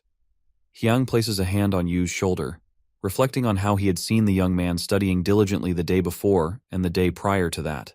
Yu lowers his gaze, a mixture of modesty and appreciation in his expression as he acknowledges the praise. Jongso watches quietly, her expression one of approval as she recognizes Yu's dedication to his work. As Hyang prepares to leave, he tells Yu that he will have more time to listen to him on the subject of swordsmanship another day. Jongso reminds Hyang that if he plans to attend the court assembly today, he should leave soon to avoid being late. Hyang agrees, casually mentioning that he heard her wedding has been postponed for now. With a brief smile, He adds that he will return later to discuss the matter further with her. Hyang continues on his way, leaving Yu and Jungso standing together. After Hyang departs, Jungso moves closer to Yu, placing her left hand across his shoulder. She suggests that they should have a talk, her tone more serious than before. Yu is taken aback by her closeness, a flicker of discomfort crossing his face as he hesitates for a moment. Meanwhile, in the palace of the king of Joseon, the court is abuzz with ministers and servants. The king sits atop his grand throne, draped in a robe far larger and more extravagant than any of those worn by the others, a garment befitting his status as monarch. The first minister steps forward, bowing deeply in respect before presenting his proposal. He suggests that the office of the Minister of Taxation, which will be responsible for overseeing the sales, will likely face a personnel shortage. To address this issue, he proposes conducting a national civil service examination, believing it to be the most effective solution. The king, impressed with the idea, turns to Crown Prince Hyang for his opinion.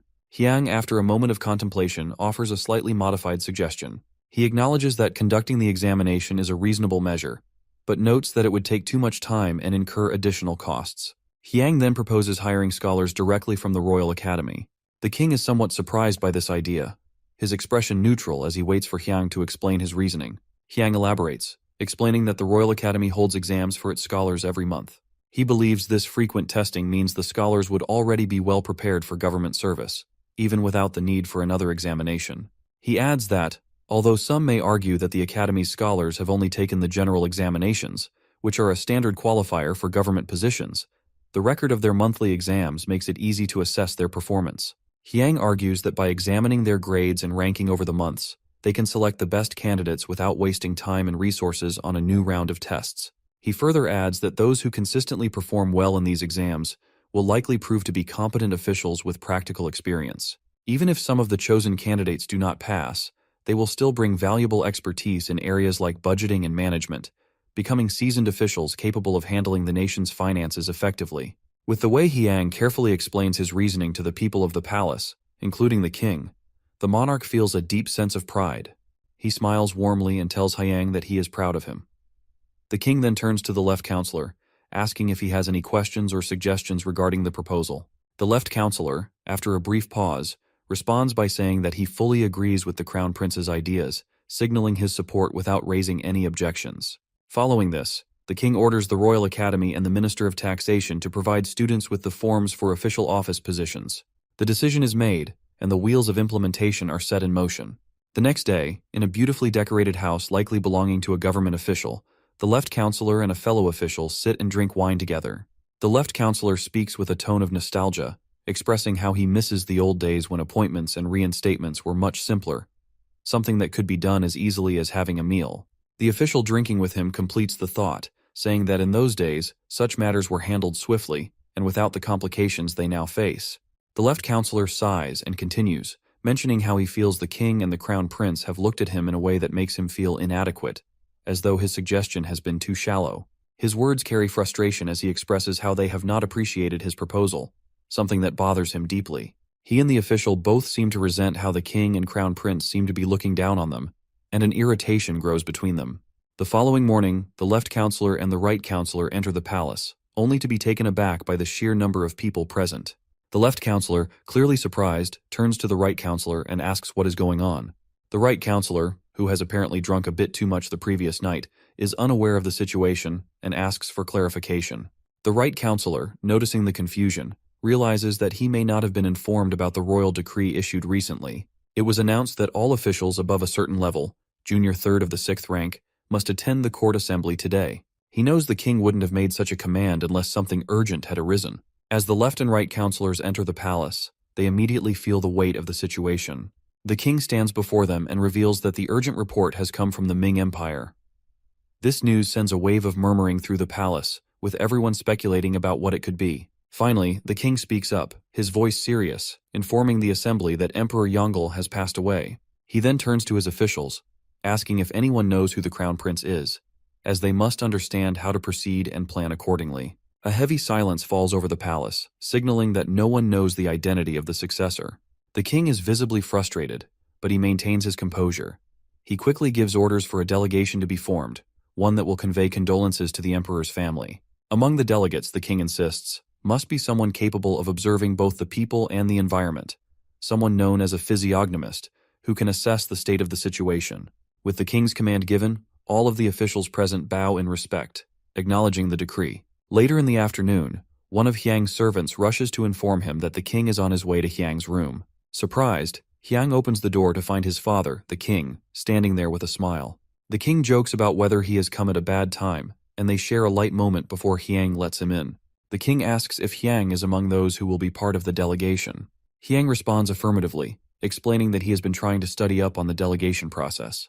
The king then hands him a list of books he should gather to help him prepare. Curious, Hyang asks his father why he isn't sending other officials in his place. The king chuckles and explains that those officials would be too loud and unqualified, likely causing more trouble than necessary. Hyang looks down at the list, expecting to see titles related to diplomacy or the delegation process. However, to his surprise, the list is filled with books on phonology. Hyang is puzzled, wondering why his father would want these books, but he holds his questions in as the king leaves him to ponder the matter. Phonology, a branch of linguistics that deals with the sounds and characteristics of speech, becomes the topic of conversation between Hyang and his father. When Hyang asks why his father needs books on phonology, the king explains that most of his counselors cannot be trusted. He describes some of them as thieves of rice, referring to their corrupt practices involving the country's stored resources.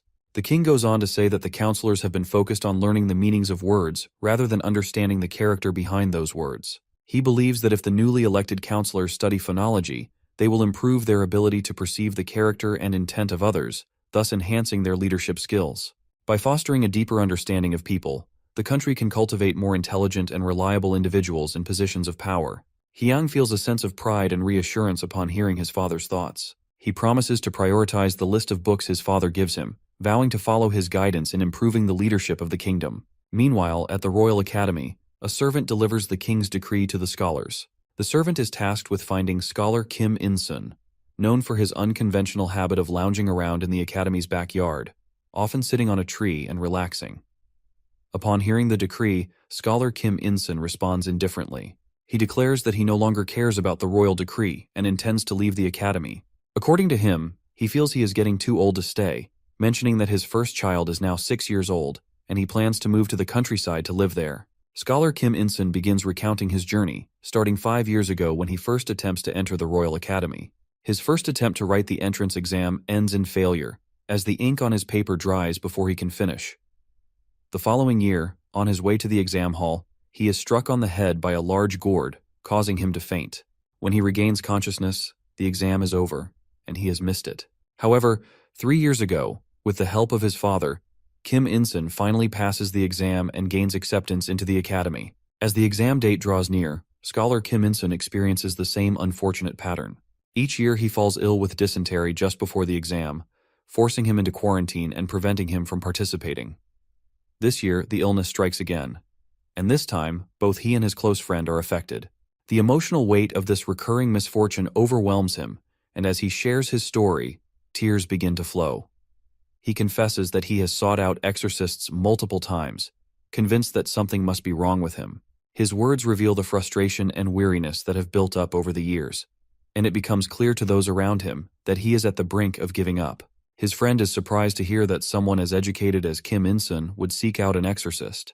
Despite his tears, his friend encourages him to continue, insisting that they should still apply for the new government post opportunity, especially the accounting position offered by the king's decree. He tells Kim In-sun not to miss this chance, urging him to apply, even if he feels defeated. Though Kim In-sun is exhausted and wants to give up, his friend lifts him up, both literally and figuratively, encouraging him to keep moving forward. Meanwhile, in the palace, the king receives the list of scholars who have applied for the positions. To his surprise, only 103 out of the 150 eligible candidates have submitted their applications. The king turns to the official in charge of the Royal Academy and asks what has happened. The official explains that many of the scholars have not applied because they were busy preparing for the general examination. He apologizes for the low turnout, but the king is not satisfied. He expresses disbelief that the Academy's scholars, with all their education and opportunities, would fail to seize such an important chance. The king refuses to accept an apology on their behalf, disappointed by the narrow-mindedness of the scholars who have let this opportunity slip away.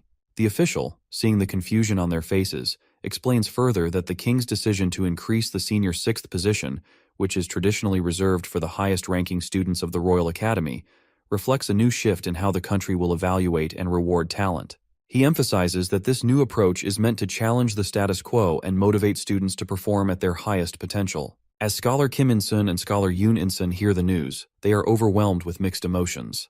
The opportunity to be promoted to such a prestigious rank is beyond anything they had imagined. Kim In-sun, still emotionally drained from his previous hardships, now feels a sense of hope rekindled. His struggles and setbacks over the years suddenly seem worth it, as this opportunity gives him a chance to prove himself.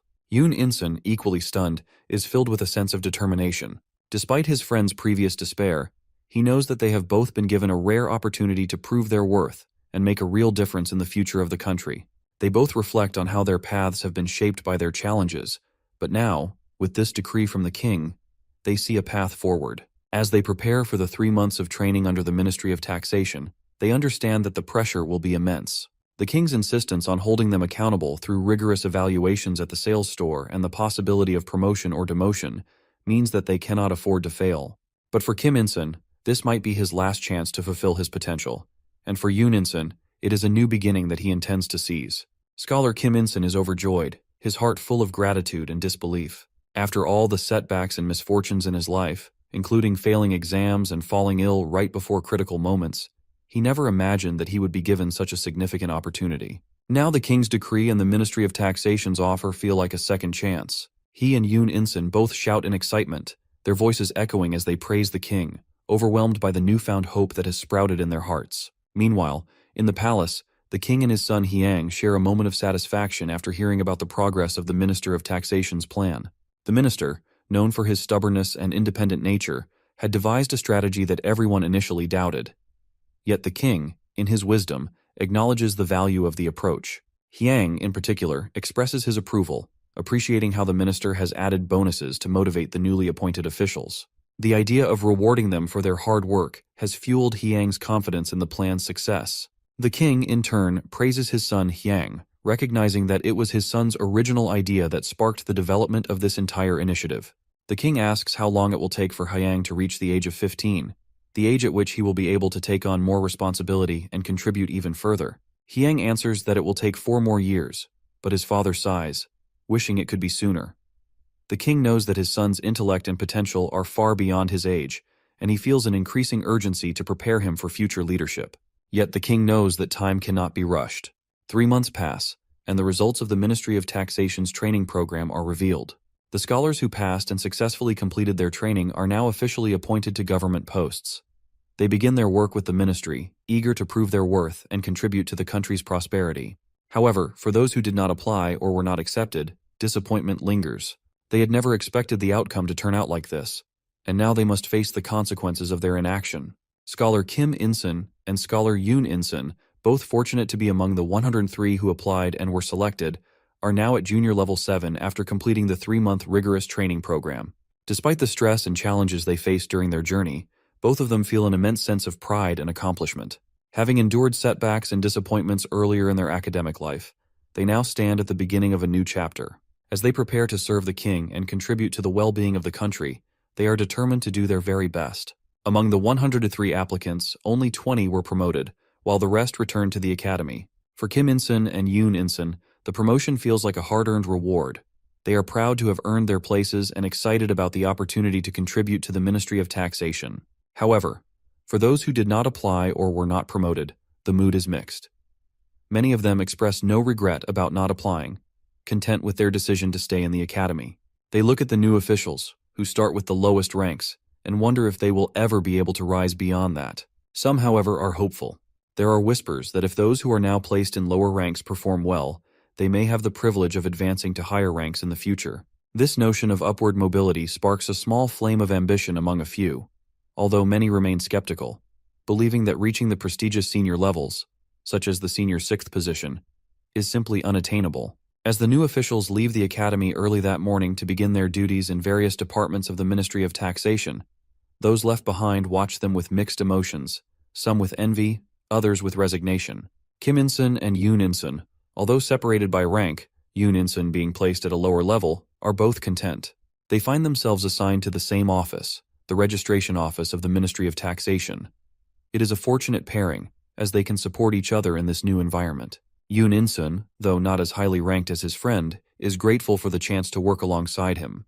The first task they are given is to compile a list of provinces where the population has increased since the last census. However, when the Minister of Taxation sees the list of population growth, he is displeased. The numbers remind him of the previous minister who was demoted due to similar issues. The Minister of Taxation, standing before the king, bitterly recalls the period that led to this unfortunate situation. It all began with the Crown Prince introducing the idea of variolation, a technique for smallpox vaccination.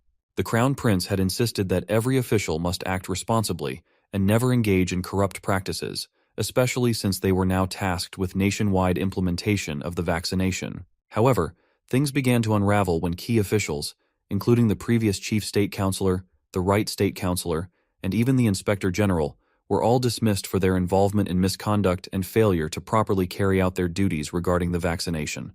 The king had ordered all 6 ministries, including the Ministry of Taxation, to help with the vaccination campaign.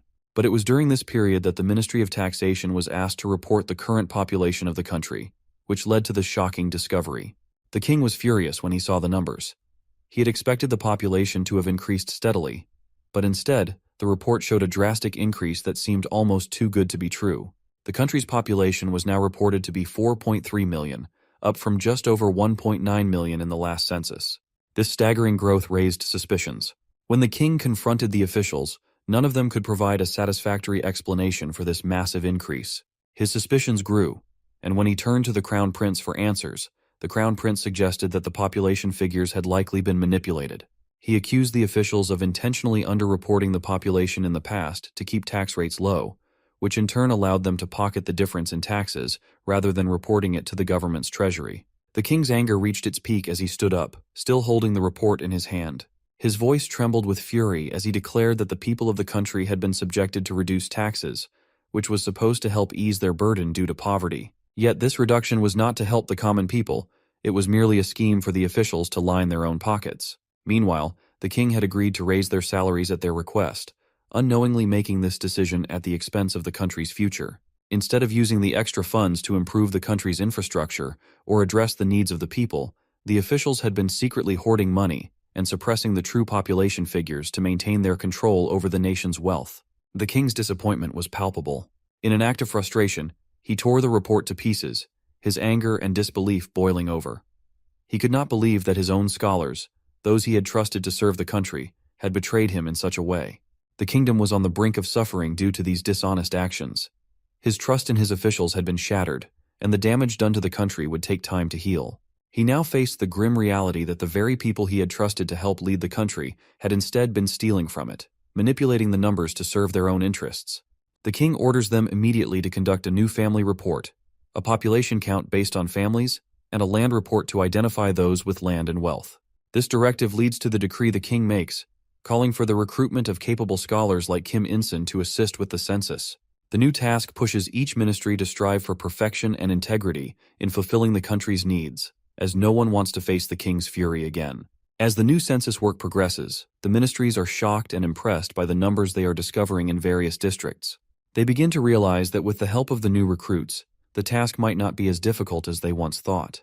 The recruits, too, are taken aback by the volume of paperwork they are given on their first day, surprised by the sheer scale of the work they now face. One night, the Minister of Taxation meets with the king privately to report on the census progress. He informs the king that the census report will be ready soon, but has come with another alarming discovery. While working on the family register, his office uncovered that certain areas have seen an immense population growth, with some families increasing by 5 to 8 times since the last census. The minister suggests that the king punish these families for such drastic growth, and the king agrees. He commands the Inspector General to investigate the matter and find out what is behind this rapid increase. Back at the Ministry of Taxation, the officials work tirelessly, sometimes for 4 days straight, barely finding time to sleep. When they do rest, they wake up looking so exhausted that their colleagues begin to notice. The fatigue is evident in their faces, and they are now being complimented by others for looking more like government officials than ever before. Even though they have been working in the office for less than a month, there hasn't been any welcoming ceremony to acknowledge their hard work and dedication. At the Jeonju, Jeolla provincial office, the magistrates are alerted by their servant about the king's orders. The servant informs them that the king has instructed the Inspector General to investigate the population across the villages, comparing it with the last census numbers. At first, the magistrates are unsure of the seriousness of the situation, but their confusion ends when other officials, like the chief clerk, arrive with the same news. The magistrate's servant, realizing the gravity of the situation, urges that they must come up with a plan to counter the impending inspection. The magistrate quickly orders the clerk to enter the inner chambers to discuss the situation in private, and tells the servant to stand guard by the door, just in case something goes wrong. Inside the chamber, the magistrate and clerk begin plotting. The clerk suggests that since the inspector general is inspecting all 8 provinces, and it will take time for them to reach their area, they have a window of opportunity to come up with an explanation for the sudden population increase. They decide to forge documents claiming that some slaves have been promoted to commoner status temporarily, which would inflate the commoner population. Additionally, they plan to fabricate a story that survivors of the smallpox epidemic have moved to their province, contributing to the rise in numbers. The magistrate agrees with the plan, even expressing confidence that they can cover their tracks. He mentions that he has already contacted the state chief counselor, who is his cousin, and can help protect them if things go awry. He boasts of his many connections, certain that the chief counselor will support them in any way necessary. However, the chief clerk, though aware of the plan, hesitates to inform the magistrate of a critical detail. The state chief counselor, his cousin, is no longer in the picture. At the Ministry of Taxation, scholar Kim In-sun and the other recruits form a small circle outside, discussing how to organize a welcoming party. Although they have no money for such an event, Kim In-sun had heard that failing to host one would make their life at the ministry difficult. They understand the importance of fulfilling this expectation, but the conversation is cut short when one of the senior officials emerges and calls them back inside. Upon entering the office, each recruit is given a large stack of work. They are handed letters of justification from the 8 provinces, each explaining the reasons for the unexpected increase in population. None of the provinces are willing to admit any involvement with the ministers in tax evasion or the concealment of tax records. The recruits are tasked with classifying the letters by region and comparing them to the last census data to identify any inconsistencies. The workload is overwhelming. One of the recruits, exhausted and frustrated, wonders aloud if they are being treated this way because they didn't organize the kickoff party. As they continue to work, one of the staff hands them a note, informing them that they are to meet at a specific location once they finish for the day. When the workday concludes, the recruits head to the designated spot, a door painted blue. They knock, and a man opens the door, welcoming them inside. He listens to their explanation that they were sent by the Ministry of Taxation and invites them to sit down. The man asks what type of banquet they would like for their party, causing the recruits to smile in surprise. They quickly deduce that the office plans to fund their party. However, to their astonishment, the man clarifies that the office will not pay for the event. Instead, he proposes a different arrangement. They should arrange a wedding through him, and in return, he will host the kickoff ceremony free of charge. The recruits quickly reject the idea, explaining that they are already married. Undeterred, the man makes another offer. He will take 30% of their feudal allowance, which is paid twice a year, for the next 2 years in exchange for his help with the kickoff ceremony. The recruits hesitate, but the thought of the heavy workload they've been enduring makes them reconsider. After some negotiation, they settle on a reduced offer, 20% of their allowance for the next 2 years. They agree to the terms and sign the contract. As they prepare to leave, the man tells them he will send someone to meet with them in the next 5 days. He advises them to head home quickly so they are not caught out in the dark. As soon as the recruits turn their backs to leave the building, a figure emerges from behind the man who had arranged the wedding proposal for them. It's one of the officials from the Ministry of Taxation, the same one who had introduced them to the man in the first place. The official steps forward and, with a sly smile, asks the man if he had ripped them off. The man answers affirmatively, expressing his gratitude for the introduction, and promises to share the official share with the official once the recruits make their payment. The unofficial arrangement between the two is set, but the recruits remain unaware of this hidden deal. 5 days later, at the valley of Suseongdong in Inwang Mountain, the recruits' welcoming party is in full swing. The night is alive with laughter and music, and the officials, eager to let off steam, indulge the recruits in playful antics. They throw them into the nearby river, jokingly paint their faces with ink, and engage in light-hearted banter, making it a memorable, though chaotic, celebration. The next morning, the Minister of Taxation is furious when he learns of the party. He storms into the office, shaking his head at the audacity of the recruits. Given the timing, with the king's royal decree on the census in full swing, the minister reprimands the recruits for their careless actions, placing them on probation as punishment. His anger is palpable, but the senior official who had attended the party with them offers reassurance. He tells the recruits not to worry about the probation, suggesting that they should simply count it as a day of rest, as it would give them a break from their exhausting work. Just as the minister prepares to retreat into his office, the situation takes a sharp turn. Guards from the office of the Inspector General arrive at the Ministry of Taxation. The recruits, along with the senior officials, are all thrown into a state of panic. They have no idea why the guards are there, but the atmosphere turns tense as the Royal Investigation Bureau steps in. The sudden appearance of the guards is enough to rattle everyone in the room, and even the Minister of Taxation is caught off guard. The royal guards inform them that the king has heard about the party and is deeply disappointed by their actions. The recruits and officials who attended the party are to take full responsibility for their misconduct. Both the senior officials and the recruits are filled with dread as soon as they hear that the Royal Bureau has issued the order. Among the government officials, it is well known that once someone falls under the Royal Bureau's radar, they are essentially marked for life, and their career will be scrutinized until they retire from their post. The weight of this realization hits them hard, and they are held overnight in the Ministry of Taxation. The recruits, overwhelmed with fear, cry throughout the night, pleading for mercy, claiming they had no idea that such information about the prohibition of parties had even surfaced. They beg for forgiveness, emphasizing that the party was not meant to be a direct defiance of the king's orders, but a misguided attempt to bond with the senior officials. Later that night, the Minister of Taxation, along with a few other officials, makes a desperate plea before the king, hoping to salvage the situation. They know all too well that the Royal Bureau is feared for its harshness, and their fate is now in the hands of the king. The minister expresses regret, acknowledging their collective mistake. From the recruits hosting the party, to the senior officials failing to inform them about the king's ban on such celebrations, they humbly admit their wrongdoings and beg for a second chance. The king listens but remains firm. He responds coldly, stating that he had prohibited such parties since last year, yet they went ahead and held one anyway. The king's anger is clear as he explains that he will not tolerate such disobedience. The minister, trying to defend the recruits, argues that they are new recruits from the academy and lack a full understanding of the laws. He explains that most of their senior officials were sent to carry out the royal census, leaving the recruits unaware of the nuances of royal decrees. However, the king is not easily swayed by this explanation. The king's frustration is evident. He expresses his disappointment that the newcomers were the ones to organize the kickoff party, further angering him. He cannot accept that it was the recruits, who should have been focused on their duties, who had taken such an initiative. The minister, sensing the king's frustration, tries another approach, suggesting that the kickoff ceremony had been a long-standing tradition, and that stopping it abruptly would have caused unease among the officials. He argues that by holding the ceremony, they hope to ease tensions and improve rapport between the recruits and their seniors, creating a better working relationship. The king's anger flares up further as he questions the official about the actions of the new recruits, wondering aloud if they truly feared their seniors so much that they would go against royal orders just to maintain smooth relationships. He demands to know if this type of behavior is what is being instilled in the office or ministry. The official, feeling the weight of the king's disapproval, immediately bows his head and apologizes, trying to clarify that he was only attempting to ask for leniency on behalf of the recruits. However, the king is unyielding, insisting that he must take this opportunity to deal with the matter firmly. He sees it as a chance to expose the corrupt and rotten elements within the ministry, and he will not back down. The discussion is tense, and the atmosphere thickens as they await the king's decision.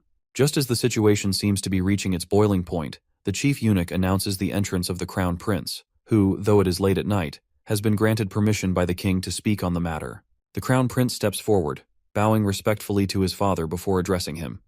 He voices his concerns, suggesting that the Office of Taxation has grown too complacent to allow such a party. He highlights that the officials have insisted that they lack personnel, yet the situation suggests otherwise, as they manage to organize a kickoff party. The ministers, who had been standing silently in the background, react with exclamations of surprise and dismay, shouting that they indeed lack the proper personnel, but it is the officials themselves who ignore their duties, leaving them with little choice but to indulge in such celebrations. The crown prince continues, stating that the officials involved in the party must be skilled individuals, as they were able to finish their work and still find time for a celebration. He suggests, instead of punishing them, that they should be assigned to more critical tasks, such as organizing the household registers, which have been delayed for far too long. The king, after listening to his son, turns to the Minister of Taxation and asks how long it would take for them to complete the task of organizing the household registers. The minister hesitates and responds that it would take at least 5 years. The king, looking sternly at him, decrees that they must complete it in 1 year, with the responsibility falling squarely on those who participated in the kickoff party. He further states that if they fail to meet this deadline, the remaining unfinished portion will determine their punishment. For every 30% left undone, they will spend 3 years in exile. To compound their misfortune, the king also orders a reduction of their feudal allowances by 80%. The crown prince, sensing an opportunity for a fairer solution, suggests that the newbies be separated from the more experienced officials and that their offenses should be considered less severe. He proposes reducing their punishment by 1 month. The king, though displeased with the newcomers, is persuaded by his son's logic. He agrees to the reduction, shortening the newbies' exile by 3 months. The king then commands that all of the decrees be implemented immediately, instructing the Minister of Taxation to carry out the orders without delay. The next morning, the newbies are brought out of the prison where they slept, their faces covered with mats. They are tied together by a long rope, arranged in an orderly line. Although they don't know where they're being taken, they have no choice but to follow the Royal Bureau's orders. Anxiety fills their minds as they wonder what kind of punishment awaits them. When the first person in line is asked to sit, his heart races. Even with his eyes covered, he knows the punishment is going to be severe, enough to cripple him. In his panic, he confesses everything, including the merchant who helped organize the kickoff ceremony, and the promises made by the newbies to the senior officials. He continues his confession, not realizing that he has already been brought into the office of the taxation ministry. It's only when they remove his blindfold that he realizes he has confessed in front of the entire ministry, including the crown prince. The Minister of Taxation, hearing the confession, is filled with rage. His arrogance had blinded him to the situation, and now he realizes the full extent of the mistake he has made. He curses his own oversight, feeling frustrated and helpless, knowing that his inaction has led to this moment. He is reminded of the influence of the distant chief state counselor, which only adds to his frustration. A few days later, in the evening, the king summons all his ministers and high-ranking officials to Gyeongbok Palace. The ministers are nervous, still remembering the king's anger from just a few days ago. However, the king surprises them by placing a lavish meal in front of them, informing them that the meal has been specially prepared by his chef so they can enjoy it to the fullest. Confusion spreads among the ministers, including the Minister of Taxation, who doesn't know whether to feel grateful or uneasy. They bow, thanking the king for his grace. The king, in a rare moment of generosity, tells them that for tonight, they are to forget their duties and simply enjoy the festivities. However, as the night goes on and the ministers start to relax, the king hands the Minister of Taxation a written decree. The decree commands him to collaborate with other departments to accelerate their work, and it adds even more tasks to the minister's already overwhelming workload. Reading the decree, the Minister of Taxation feels the weight of it pressed down on him. Though he manages to keep his composure outwardly, inside, he's filled with frustration. The crown prince and the king take a leisurely walk within the palace grounds, discussing matters of governance. The crown prince shares his findings about corruption within the officials and merchants, revealing that they have been colluding in dishonest practices. The king listens quietly, his expression unwavering. When the crown prince finishes, the king replies coolly, promising to punish the special official and the street merchants involved in such activities. His tone is firm, showing that he will not tolerate any corruption under his rule. As they continue walking, one of the king's servants suddenly rushes toward them, shouting, "The king!" He is breathing heavily, his face flushed with exertion. When he finally reaches the king, he takes a moment to catch his breath before informing him that a group has entered the city. Both the king and the crown prince exchange a knowing glance, a small smile appearing on their faces. They are not surprised by this news, indicating that they were expecting someone. The king and the crown prince decide to part ways and head to meet this group, ready to handle the matters that await them. Upon arriving at the palace, the king greets the newcomer with a nod of gratitude for taking the time to reach them. He acknowledges that the matter at hand is urgent and cannot be delayed any further. It turns out that the group consists of officials sent to the emperor's place, accompanied by a physiognomist. The official who serves as their leader is questioned about the new emperor and his role in the state. The leader explains that the new emperor has not truly taken over the affairs of the state in a traditional sense. He has long been the one managing the kingdom's affairs whenever the previous emperor was away on distant journeys. In fact, during the short time the new emperor has been in power, he has successfully completed all of the previous emperor's unfinished conquests. Despite his calm demeanor, the official believes that he will prove to be a competent ruler. Curious about the other members of the group, the king inquires about the physiognomist. The physiognomist, after examining the new emperor's characteristics, explains that the emperor's health is poor and predicts that he won't live long. The king listens intently, but remains silent, contemplating the implications of such a statement. The Minister of Rights also confirms the physiognomist's assessment, noting that the new emperor appears to have trouble breathing, which suggests a serious health issue. Changing the subject, The king then asks about the newly completed Joseon Pavilion. The Minister of Rights explains that it has become the talk of the town, with merchants from both Joseon and Ming actively trading there. This influx of trade has significantly increased the taxes coming into the royal court. The king, now more focused on the broader picture, asks what the plan is regarding this development. The minister replies that the new emperor has issued a command to use the increased tax revenue to establish a naval army and fortify a trading port to secure the area. The goal is to protect the trading center and prevent any disruptions in commerce. The ministers, filled with anticipation and excitement over the new emperor's plans, are caught off guard when the king's response is anything but positive. They all express their joy and relief, murmuring that heaven must be on their side with such a fortunate turn of events. However, to their shock, the king bursts into anger, shouting at them all, accusing them of lacking the intelligence to see what was truly wrong with the news they had just shared. His fury focuses particularly on the left counselor, who stands silently under the king's harsh words. The left counselor, visibly shaken, continues to apologize profusely, but his frustration and anger are evident. He eventually declares, almost as if to himself, that he will no longer serve as the king's minister. He can no longer tolerate the way the king treats him. His thoughts, however, remain unspoken, and in his heart, he wonders how the situation could have played out differently. Despite his growing dissatisfaction, the counselor holds back, largely due to his ties to his wife and daughter, who is married into the chief house. With this in mind, he tries to control his emotions, but he cannot entirely hide his discontent. Despite the left counselor's best efforts to calm himself, the king walks away without providing any explanation for his outburst. The ministers, left in stunned silence, begin to murmur among themselves, wondering what they had missed. But no one can pinpoint what specifically triggered the king's anger. The next day, confusion continues to ripple through the ministerial offices. The Minister of Rights receives a visit from the Minister of Taxation and the Minister of Public Works, both of whom are perplexed and frustrated. They confess that they have been trying their best to keep the king content.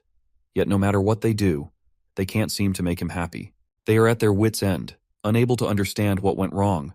The Minister of Rights, with a knowing expression, suggests that they visit someone who might have some insight into the king's anger, the Crown Prince. After all, it is the Crown Prince who likely understands his father's moods better than anyone else. The Crown Prince, as always, finds solace in the quiet of the eastern part of the palace, where he often retreats to read and reflect. He is out of the library taking a breath of fresh air when he spots the ministers approaching him.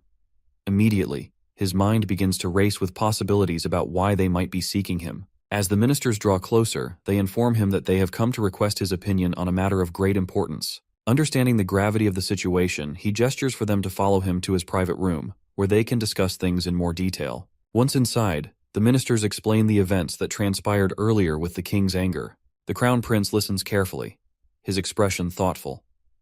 After a moment, he speaks, immediately pinpointing the source of the king's frustration. He turns to the Minister of Taxation and asks if he is the one responsible for managing the country's finances. The minister, curious and anxious to know where this line of questioning is heading, listens intently. The Crown Prince begins to explain that the issue stems from the Ming naval base being constructed next to the Joseon Hall. He points out that, unlike their own government, the Ming does not have sufficient finances to support the naval officers. If the Ming sees how much money is being funneled through the merchant hall and realizes how low their tax rates are, they might decide to raise the taxes on Joseon to finance their naval officers' salaries and expenses. This, in turn, could place significant strain on Joseon's economy. Now, understanding the root cause of the king's anger, the ministers are alarmed. The Crown Prince urges them to take immediate action and halt the construction of the naval base before it becomes a financial burden.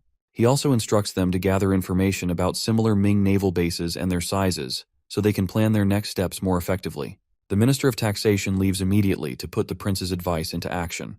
Before he departs, the Crown Prince turns to the Minister of Rights, Jung, who has remained with him, and asks his opinion.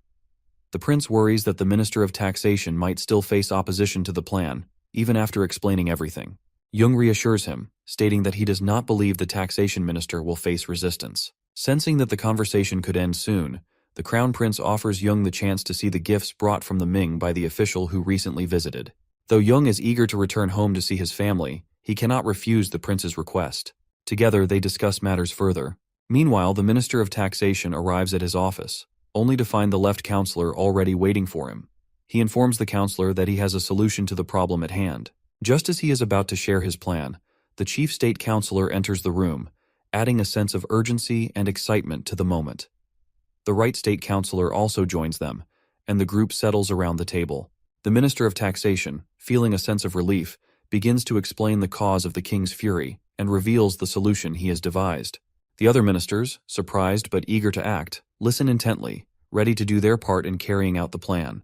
That night, the Crown Prince visits the king, bringing the books he had been ordered to retrieve, along with a few additional ones. As soon as the king receives the books, he becomes absorbed in his reading, barely acknowledging the presence of the Crown Prince. The prince watches quietly, noticing that the king has become more focused.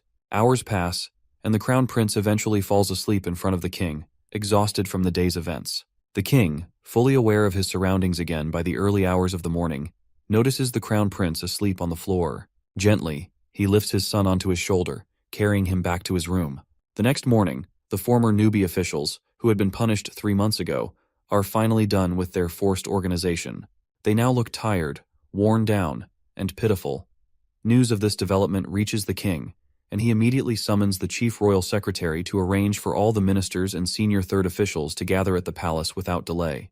The Crown Prince, alongside the military officials, examines the newly arrived rifles for the kingdom. He inspects the design and asks the officials what the military thinks of these new rifles compared to the old ones.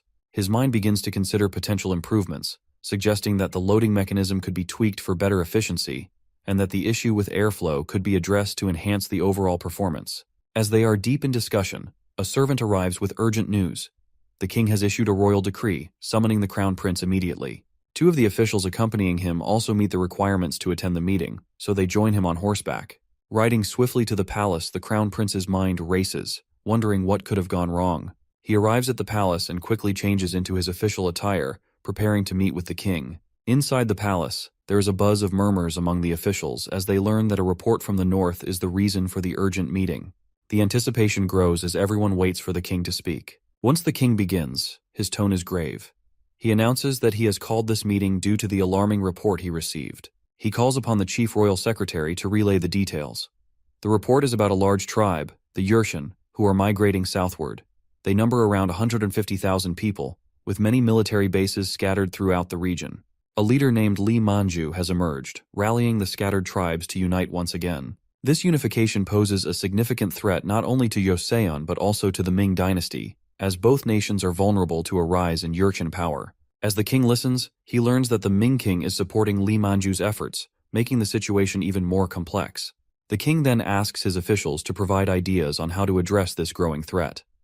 It is in this tense moment that the Crown Prince, after some contemplation, suggests a course of action. Though he has some ideas based on his studies of history, he admits that he will need to confirm a few things before offering a solid solution. The Crown Prince, having carefully read history before coming to Joseon, knows that the situation calls for both strategic planning and military preparedness. After receiving permission to speak, the Crown Prince offers his advice. He recommends that the first priority should be strengthening Joseon's military and non-military capabilities to solidify the nation's foundation. Once this is achieved, only then should they consider taking action against the Yurshan tribes. His suggestion surprises the king, as it is a significant departure from the Crown Prince's usual approaches.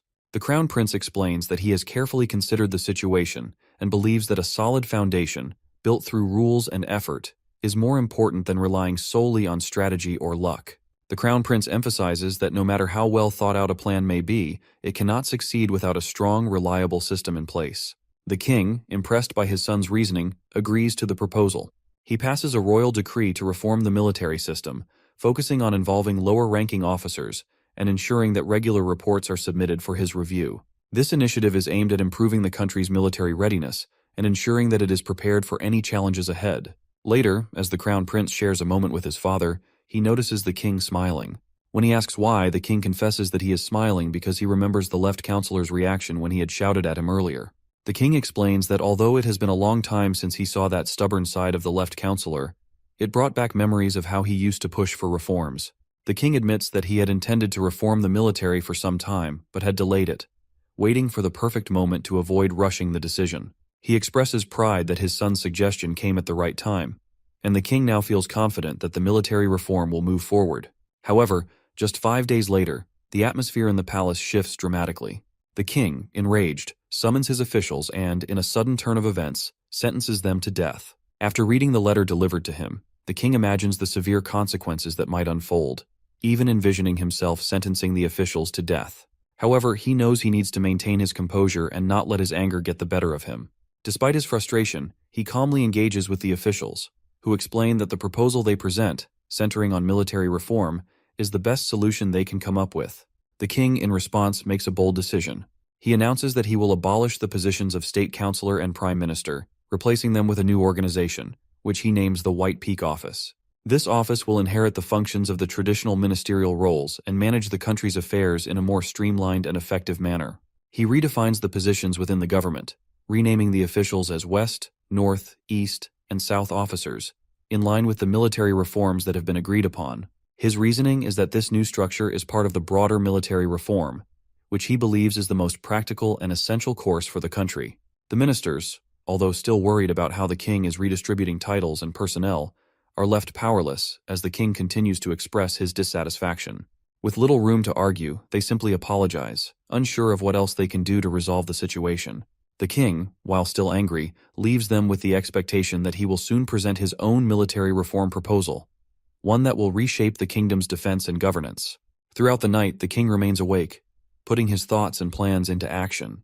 When morning comes, he calls for a meeting with his officials to review his proposal, asking them to bring any other plans they have developed.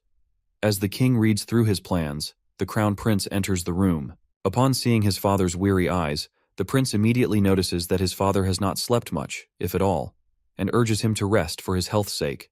The king, however, insists that he will rest soon, but for now, his focus remains on the matters at hand. The crown prince, taking the opportunity to share his own thoughts, brings up the growing Yurkin issue. He proposes a new idea. He realizes that the leader of the Yurkin tribes, who is under Ming control, is heading towards the banks of the Amnok River. This location will likely become chaotic as the Yurchin gather strength. The prince suggests that they can rebuild relationships with the northern Yurkin, who have historically been loyal to the Joseon kings, starting from King Taejo. Reaching out to the northern Yurkin could help ensure peace and stability in the region, especially as tensions in the south grow. The king is pleased to hear this suggestion, revealing that he has already considered it. He has instructed the Minister of Rights to contact the Yurkin chieftain in the north, which reassures the crown prince that their interests are aligned. The king then asks his son to review the military reform plan he has been working on, seeking his feedback. After looking over the documents, the crown prince praises the plan, calling it the best approach. However, the king is quick to remind his son that if he does not dedicate himself fully to the plan, the budget for his research institute, which the crown prince leads, will be reduced. The crown prince, understanding the gravity of his father's words, agrees to remain committed to the task at hand. The king then orders the chief eunuch to bring some snacks for the crown prince as they continue working. Together, they sit and discuss their ideas throughout the night, exchanging thoughts and refining their plans. By morning, after hours of careful deliberation, they have finally crafted two major proposals: the Institute of Advanced Training and the Stratagem of the General Staff Headquarters. In the royal palace, the chef asks if the king and his officials would like to have breakfast now, but the king remains preoccupied with the matters at hand. Meanwhile, Lee Sunji, a young man with ambitions to become a scholar, faces a constant clash with his father. Despite his father's desire for him to pursue a traditional career through the government entrance examination, Sunji finds his true passion in mathematics. He so deeply enjoys the field that he refers to it with a different name and eagerly dives into the study of Indian mathematics, trying to simplify it for better understanding. However, his father disapproves of this pursuit, calling the book Sunji reads useless and expressing frustration that his son spends so much time with the town's merchants, whom he deems ruffians. The father insists that Sunji should focus on the Confucian classics, warning him that if he fails to pass the entrance exam again, he will no longer sponsor his education. Despite his father's objections, Sunji continues to assist the merchants with their calculations and numbers, showing remarkable skill as an accountant. He tries to explain his passion and talents to his father, but his explanations fall on deaf ears. Back in the palace, the king is surprised to see all the ministers gathered together. They inform him that due to a shortage of manpower, they have come up with a plan to select talented individuals through the National Civil Service examination. The king agrees to their proposal, but surprises them further when he suggests they discuss the schedule for the second step of the examination. He informs them that, unlike previous years, candidates will not be chosen based solely on their performance in the literary exam. This time, he wants to incorporate a wider range of subjects to ensure the candidates possess the skills the kingdom truly needs. The ministers are caught off guard by this shift in focus, but they begin discussing the practicalities of such a decision. The king then directs them to discuss the military reform plan he had sent them earlier, signaling a shift in the kingdom's priorities toward both civil and military improvement. Meanwhile, Sunji returns home after completing the preliminary entrance exam. His parents, who had been anxiously waiting for his return, greet him at the doorstep and urge him to rest, despite the quick nature of the exam. Sunji is tired, but he is pleased to be home and eager to resume his calculations. His thoughts are consumed by numbers and equations, rather than the traditional studies his father wishes he would focus on. In the palace, the crown prince suggests adding arithmetic to the civil service examination, recognizing the kingdom's need for civil servants with strong mathematical skills. The ministers of taxation and public affairs quickly agree with the proposal, as do other officials who see the practical value in recruiting candidates with a well-rounded education. The crown prince also expresses his desire to hire about 20 individuals for his research institute, but the king advises him to reduce the number to just 10. He also instructs the other ministers to report on the number of recruits they would need. The left counselor, who has been a part of these discussions, supports the plan to incorporate arithmetic into the second stage of the examination. Meanwhile, back at Sunji's home, the family receives the news from a servant that Sunji has passed the preliminary entrance exam. The king, after reviewing the plans and proposals, instructs the ministers that they must assist the crown prince in his efforts to promote the harmony and progress of the kingdom. The prince, understanding the importance of securing the kingdom's future, seeks the help of the renowned scholar Zhang, who is famous for his expertise in arithmetic. The prince proposes that Zhang be appointed as one of the chief examiners for the arithmetic portion of the civil service examination. Additionally, each department will send a representative chief examiner to supervise the candidates during the exam, ensuring fairness and organization. Zhang agrees to the plan, and they decide that upon completion of the examination, the top 5 students in arithmetic will be selected for positions at the Research Institute. The preparation for the exams moves forward, and the candidates are given a tag number, each assigned to a seat according to their tag. The ministers also devise a strategy. Anyone who does not receive the smallest tag number will be at a disadvantage when it comes to the questions. On the day of the examination, instructions are given. Candidates with tag numbers between 80 and 90 are asked to raise their hands so they can be heard clearly, as they are seated at the back. The man overseeing the exam reminds the candidates of the rules and the consequences for disqualification. He announces that the exam will be held over 2 days. The first day will focus on literary classics, including the 4 books, which every candidate has been instructed to study. The second day, however, will be devoted entirely to arithmetic. The candidates murmur upon hearing this news, but the man quickly silences them, reminding them that the king has ordered this structure for the exam. Sunji, a passionate arithmetic enthusiast, feels a surge of happiness upon hearing this announcement. The first day of the exam is completed without incident, and the second day begins. This time, each candidate is given a set of questions that are tailored to their seating arrangement. Unlike the previous day, where all candidates looked at the board at the front, today's exam is individualized. Sunji feels a sense of calm, his heart racing with excitement. He's overjoyed that the exam is focused on arithmetic, and he feels confident in his abilities. The exam is timed for 4 hours and 15 minutes, which feels both long and brief as Sunji works through the problems. When the exam ends, all candidates submit their answers. Exhausted, Sunji walks home, tired as usual but feeling accomplished. When he tells his parents that arithmetic was a key part of the exam, his father is surprised, not having expected such a subject to be included. After the exams are graded, the ministers gather around the table to discuss the results. Scholar Zhang, following the prince's instructions, wants to select the top 5 students in arithmetic for the Research Institute. However, the other ministers intervene, with the Minister of Taxation already having prepared a plan in case such a situation arose. Scholar Zhang is taken aback by the fierce opposition from the Minister of Taxation and the other officials to the prince's plan. The issue at hand is the selection of the best candidates based on arithmetic, and the ministers are particularly concerned because the plan seems to give too much influence to the prince and Zhang, both of whom are associated with the Research Institute. The ministers feel that the selection of the top candidates, especially in arithmetic, should be under the purview of the Ministry of Personnel, not an outside institution, as it would be unethical for such an important decision to be handled outside of their jurisdiction. Before the second day of exams, the list of exam supervisors and the grading system is finalized and presented for review. However, the ministers notice the potential bias in the prince's and Zhang's involvement in the selection process. They immediately call for a meeting with the king to address their concerns.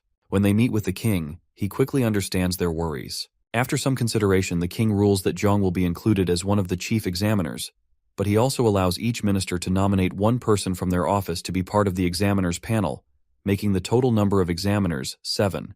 While this arrangement is unprecedented, the ministers reluctantly agree, as they prefer it to Zheng being the sole examiner for the arithmetic portion. After leaving the king's palace, the ministers convene privately to make plans for the grading and selection process. The Minister of Public Affairs, who is closely aligned with the prince, is excluded from these discussions because of his potential bias. The battle for the highest scoring candidates is now between the Research Institute and the ministries, each vying for control over the top students. Meanwhile, the prince has confided in scholar Zheng about his concerns that if the other ministers are left to mark the arithmetic exams, they might not give the subject the proper attention it deserves, given their preference for the literary portion of the exam. To prevent any mishandling of the arithmetic grading, the prince instructs Zheng to personally select at least 15 exam scripts and focus solely on the arithmetic portion, ensuring that those students will receive the proper attention. One of the ministers raises his hand during the meeting, expressing surprise and dissatisfaction with the prince's proposal, accusing them of attempting to select the best arithmetic candidates solely for the Research Institute's benefit. This is met with strong opposition from other ministers as well. In an attempt to resolve the issue, one minister proposes a compromise. He will take the top 8 highest-scoring candidates from the arithmetic section, and the remaining candidates can be distributed to the other ministries. This way, he will have control over the first batch, but the rest can be chosen by the ministers in other fields. After some discussion, the ministers agree to this arrangement. The prince, unaware of the behind-the-scenes politics, is pleased when scholar Zheng delivers the list of the top 5 candidates in arithmetic, unaware that the Research Institute has already set its sights on one particular student. As the ministers move forward with their plan, they hope that the arithmetic candidates will be properly vetted, but the politics of the situation make the process far from straightforward. Back at Sunji's home, he stays up late into the night, focused on solving arithmetic problems. It is a bright morning, and the day has finally arrived when the examiners promise to release the list of successful candidates. A large crowd of candidates who participated in the exam has gathered early outside the Department of Personnel, anxiously awaiting the announcement. Among them is Sunji, who stands near the back of the crowd. Once again, he struggles to see the notice board as people push and jostle to get a glimpse. The anticipation in the air is palpable as some candidates cheer upon seeing their names, while others break down in tears for failing once more. Sunji's servant, seeing how difficult it is for him to get a clear view, attempts to lift him onto his shoulders. Despite the effort, Sunji remains unable to see the list. It is only when an official steps forward with a microphone that things begin to change. The official calls out 10 names, one by one, instructing those selected to verify their results before proceeding. To Sunji's relief, his name is among them. The official leads them inside, and it is revealed that 185 candidates have successfully passed the second stage of the exams. When the king receives the report, he is surprised. Although the number of candidates allowed to pass was increased, the actual number of successful candidates is still lower than expected. The ministers explain to the king that any candidate who scored below 20 in arithmetic was disqualified, and they provide their reasoning when the king inquires further. The king, however, is more concerned with the ranking and future of the candidates. The Minister of Taxation responds, explaining that while all the candidates have passed, those who performed below expectations in other areas will be given the lowest ranks to start with. They will undergo additional training and probation before being considered for promotion. Furthermore, they inform the king that the Royal Academy students will be dismissed from their positions, as going forward, only candidates who pass higher-level exams will be allowed to work. They stress that even those who pass the second stage will still be at risk of disqualification during their probation if they fail to meet expectations. The situation grows tense when a candidate who did not pass tries to argue with the officials at the entrance, bragging about his supposed backing. The officials quickly call in the second inspector, Song, who promptly orders the disgruntled candidate to be escorted off the premises. When the king hears about the incident, he commands the Royal Bureau to investigate the official the candidate mentioned as his supposed supporter. Meanwhile, the 10 best students in arithmetic are taken to the eastern part of the palace, where they are greeted with confusion and anxiety. The guide finally reveals to them that they have been selected to join the Research Institute under the Crown Prince's direct supervision. The group arrives at the front of the Research Institute, where Vice Director Zhong Cho greets them first. He welcomes them with a smile, though there is an underlying hint that their enthusiasm may soon fade once the work begins. Inside the building, Sunji feels a surge of excitement, recalling the same joy he first felt when encountering arithmetic. They are seated in a semicircle, and the director begins the day's first question. Sunji is the only one who knows the answer. Zhongcho looks at him with approval and notes that he barely passed the first day, but now holds the highest score in arithmetic. He informs Sunji that he will be given time to inform his family of his success before starting his work at the institute. At home, Sunji's parents are anxious. His father is especially worried, concerned that even if Sunji passes, he will be assigned a minor position. They do not realize that Sunji is about to become one of the most sought-after candidates. When the servant announces Sunji's arrival, his father leads him inside. Sunji shares the good news with his family, revealing that he will be working directly under the crown prince. The family rejoices, proud and excited by his success. The next morning, the crown prince meets with the king. He requests the removal of Jang Young-sil from the research institute to join the artisans and craftsmen. However, the king surprises the prince by announcing that Jang will not be dismissed, but promoted to a senior 5th rank position due to his exceptional work. Several others are also promoted, a decision the king believes will encourage greater productivity within the institute. While initially surprised, the prince appreciates the king's decision, recognizing the potential benefits for the research institute. Sunji enjoys a few days of rest before officially starting his work with the crown prince. He wakes up feeling happy, greeted by his nanny and family servant, who have been with him since childhood and played a significant role in shaping who he is. After a month and a half, Sunji and the other recruits return to the institute, visibly changed, healthier, and with more weight gained. The officials greet them warmly. As they stand in respect, the crown prince arrives, passing through the crowd. He knows each of the recruits by their last names, a clear indication that he has spent the past month learning about them. The crown prince had asked scholar Zhang to draw a sketch of the candidates, and as he approaches Sunji, he praises him for his impressive performance, especially considering how difficult the arithmetic questions had been.